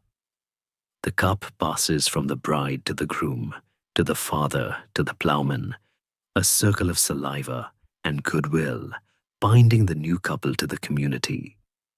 Historians and theologians still debate the extent of this sacred drunkenness. Some records show parishioners drinking inside the church nave itself, with the ale vats set up near the baptismal font, a practice that horrified later reformers who would eventually scrub the church clean of such profane merriment. But in the 14th century, the separation between the sacred and the secular is thin. The church is the house of the people as much as the house of God. Why shouldn't they drink there? It is the only stone building they own. It is the only place large enough to hold them all. Yet even here, the filthy truth intrudes. The cup that passes through the congregation is a vector for every ailment in the parish. The man with the weeping eye drinks, and then the pregnant woman drinks. The kiss of peace given during the Mass is followed by the sip of pestilence in the churchyard. And the behavior, fueled by the strong church ale, often devolves. Parish records are full of notes about men vomiting in the chancel, fighting near the altar, or engaging in lewd acts behind the tombstones. The priest tolerates it because he has to. He knows that without the ale, the church falls into ruin. He is a hostage to the thirst of his flock. There is a deep emotional resonance in this gathering. Life is so precarious. The man dancing on the grave might be in it next week. The child running between the tables has a 50% chance of reaching adulthood. They know this. The danse macabre, the dance of death, is painted on the church walls just inside the door, a mural of skeletons leading kings and peasants alike to the grave. They drink not to forget death, but to defy it. Every swallow of ale is a claim on life, a refusal to be somber in the face of the plague. They are celebrating the miracle of being upright, of being warm, of being together. As the afternoon wears on, the shadows of the yew trees lengthen across the grass. The air grows colder. The lamb's wool in the bowl runs low. The priest begins to look towards the setting sun. The frantic joy of the church ale has a deadline. The medieval world is governed by the sun, and the night belongs to forces that neither the priest nor the ale corner can control. The sacred space of the day is closing. The city gates are about to shut. The protective bubble of the feast is popping. We can feel the shift in energy. The laughter becomes more raucous, more desperate, as if they are trying to squeeze the last drop of light out of the day. But the bell in the tower is moving again. The ringer is preparing for the most important sound of the medieval 24-hour cycle. It is not a call to prayer. It is a command to hide. The party is over. The cover fire is coming. We must leave the fading warmth of the churchyard and the comforting delusion of the holy toast. We must hurry back to the safety of the indoors, for when the next bell tolls, the city transforms from a playground into a fortress, and the drink changes from a celebration into a sedative against the terror of the dark.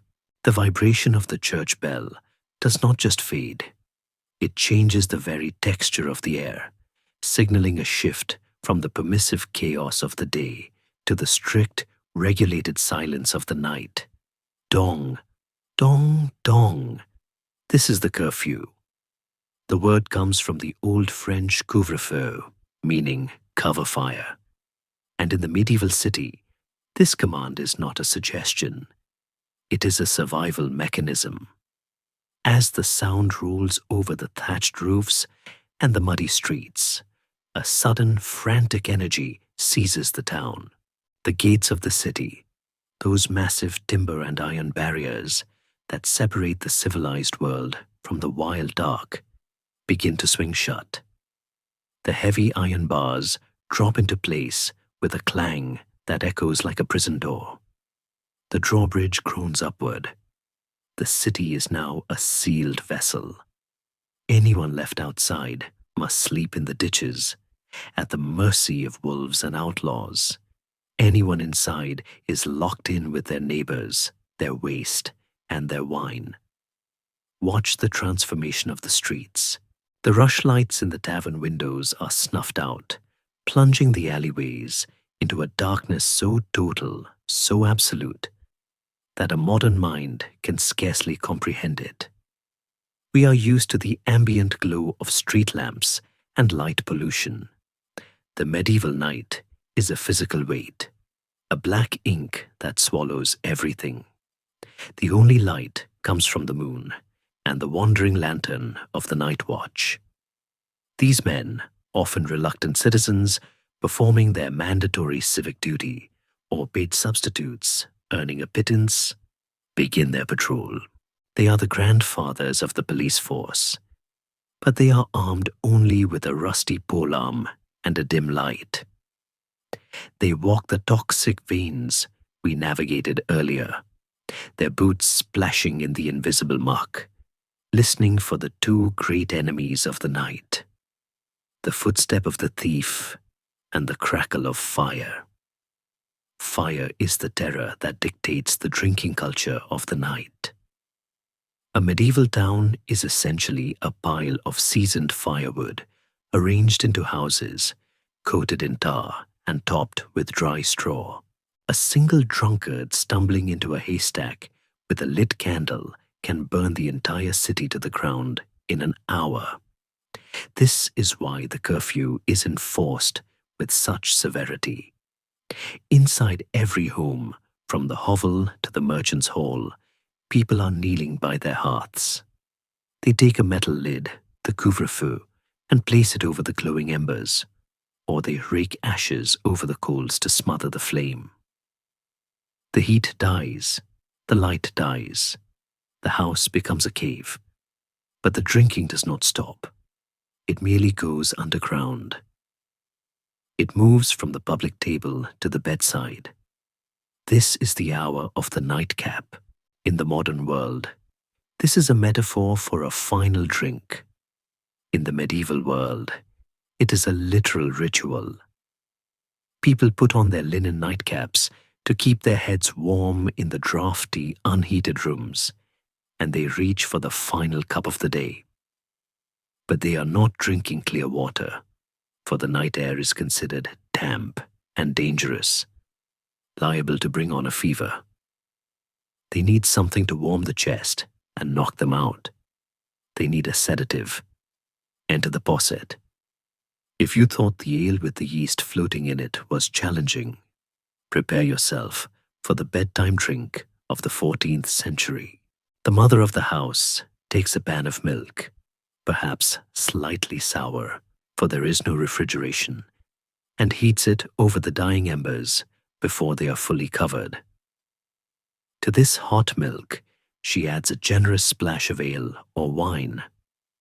The acid in the alcohol instantly curdles the milk, separating it into floating clumps of protein and a thin, boozy whey.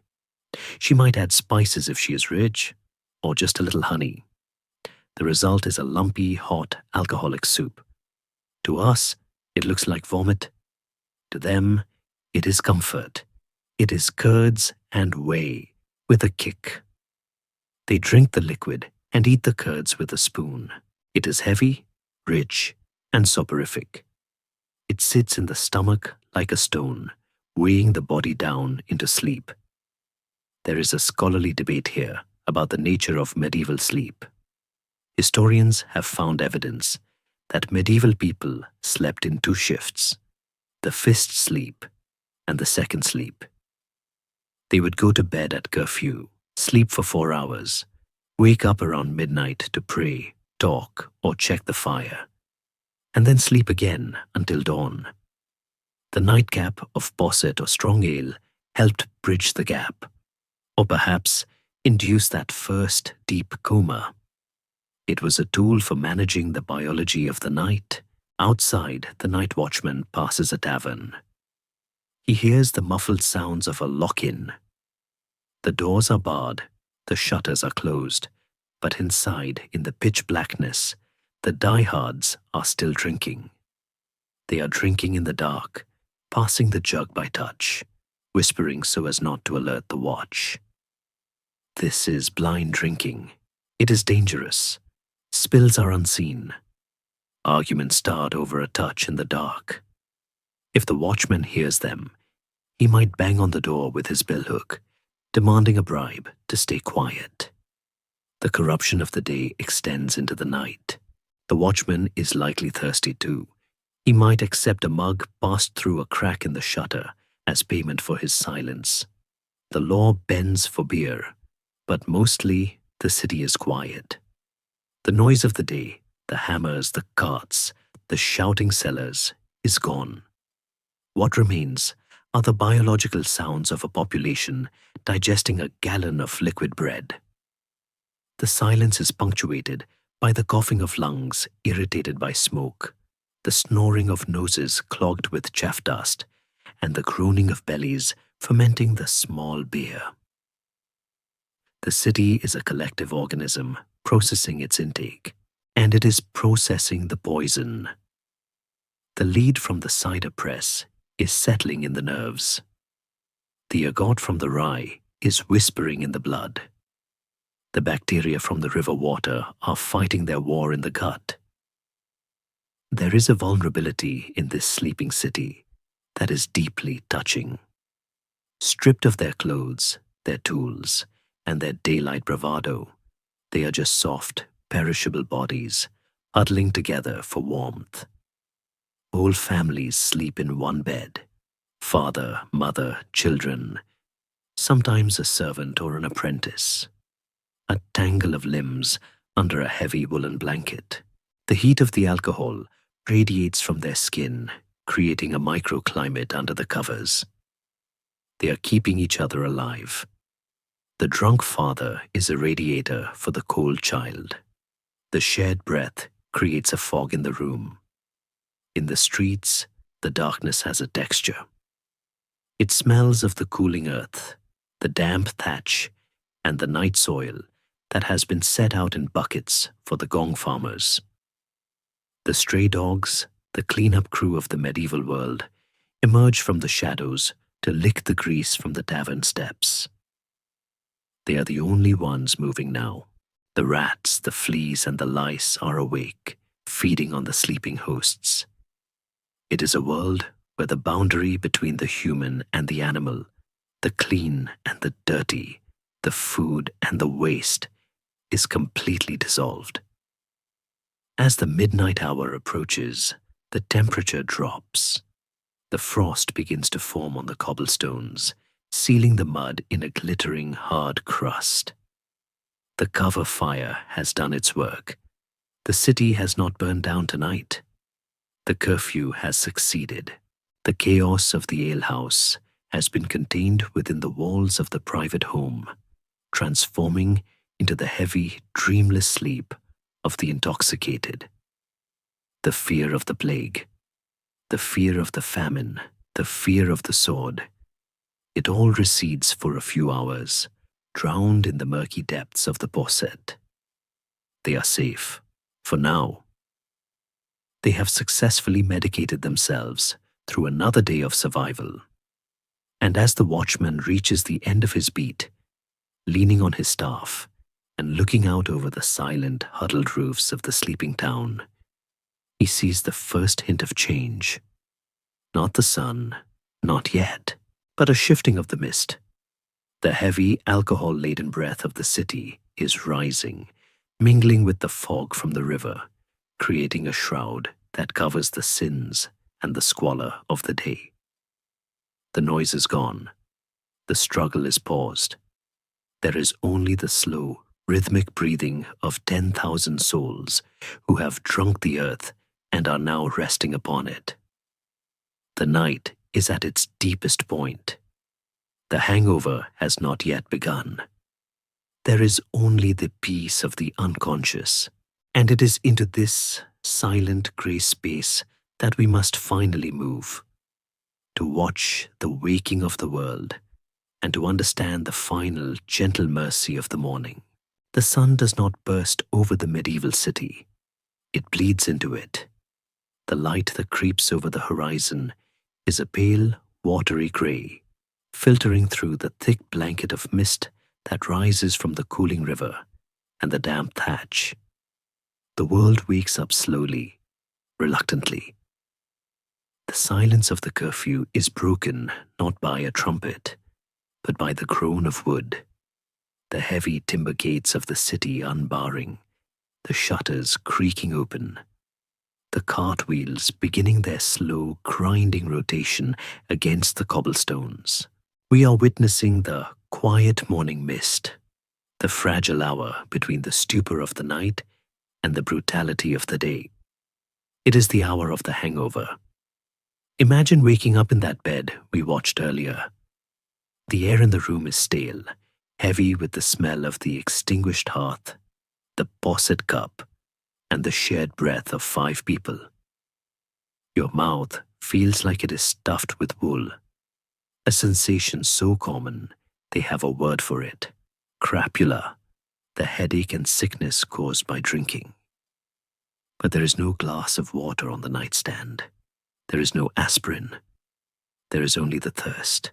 The dehydration caused by the alcohol is compounded by the salt in the preserved meats they ate. The body is screaming for liquid. And here is the final circular tragedy of our story. To cure the sickness caused by the drink, they must reach for the drink. The father rises, shivering in the dawn chill, and goes to the barrel. He draws a cup of ale. It is likely small beer again, the weak, watery stuff. He drinks it in long, desperate gulps. He is not looking for a buzz. He is looking for hydration. He is engaging in the literal hair of the dog. This phrase, which we use metaphorically today, has its roots in the medieval medical belief that placing a burnt hair of the dog that bit you into the wound would cure it. The logic extends to the bottle. To cure the bite of the ale, you must apply the ale. There is a scholarly fascination with the concept of medieval sobriety. Did it even exist? If the first thing you drink is beer, and the last thing you drink is posset, and every drink in between is fermented, is the population ever truly 100% sober? Perhaps not in the modern clinical sense, but historians argue that this low-level, constant buzz was simply the baseline of human consciousness for centuries. It was a softer, blurrier way to experience a world that was hard and sharp. The plowman guiding the ox, the mason carving the stone, the woman weaving the cloth, they all move with a slight, yeasty rhythm, a functional intoxication that dulls the ache of the labor without stopping the work. Watch the city come alive. The smoke begins to rise from 1,000 chimneys, vertical pillars of grey joining the white mist. The baker is up first. The smell of baking bread floods the street. The sister scent to the beer, born of the same grain and yeast. The cob water seller is back at the river, filling his buckets with the morning tide. The gong farmer is heading home to wash the night off his skin. The ale corner is waking up, checking his leather breeches for stains, ready to sit in another puddle. The cycle is unbroken. The biological machine of the city restarts, fueled by the very same liquid that poisons it. There is a profound resilience in this image. We have spent the night looking at the filth, the rot, the lead, and the bacteria. We have gagged at the open sewers and shuddered at the rats. But look at the people. They are standing up. They are washing their faces in a basin of cold water. They are laughing at a neighbor's joke as they open their shop. They are survivors. They are navigating a biological hazard zone with nothing but tradition and fermentation to protect them. And they are winning. They are building the cathedrals that will stand for 1,000 years. They are writing the poetry that we still read. They are living lives of complexity and love, despite the fact that their cups are full of danger. As we begin to pull back, floating upwards, leaving the muddy streets and the smoking chimneys behind, the noises of the town blend together into a gentle hum.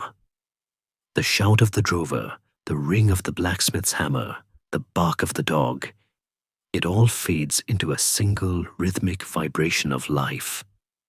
The mist swirls around us, softening the edges of the history, turning the sharp reality of the 14th century back into the soft focus of a dream. We are no longer in the tavern. We are no longer in the field. The smell of the hops and the wood smoke is fading, replaced by the clean, cool air of your own room. The alcohol, the lead, the ergot, the bacteria, they belong to them back there in the grey morning of the past. You do not have to drink the river. You do not have to fear the water. You are safe. The history is closed. The barrel is sealed. The struggle of the medieval drinker is over, and their endurance has become our story, a bedtime tale of how humanity managed to stumble through the dark, cup in hand, until we found the light. The camera of our mind stops moving. The picture freezes, a painting of a village in the mist, quiet, enduring, and asleep. The last thing we see is the sign of the tavern, swaying gently in the morning breeze, a silent promise of rest after the long, hard night.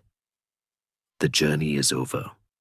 The heavy oak doors of the tavern have swung shut, sealing the noise and the smoke of the past inside. You are back in the safety of the present, drifting on a river of silence that flows much more gently than the Thames. The medieval world, with all its grit and its glory, has faded into the soft, grey edges of memory. You can let go of the ploughman's burden now. You can let go of the cold stone and the muddy road. There is no thirst here, only the comfort of stillness. Feel the weight of the centuries lifting off your shoulders, leaving you light and warm. The history is a story, and the story is done. The characters we met, the alewife, the monk, the watchman, are all resting now in the quiet mist of time. You can rest too. The night is yours, clean and calm. Let your breathing slow down to the rhythm of a peaceful sleep, deep and dreamless. Sweet dreams.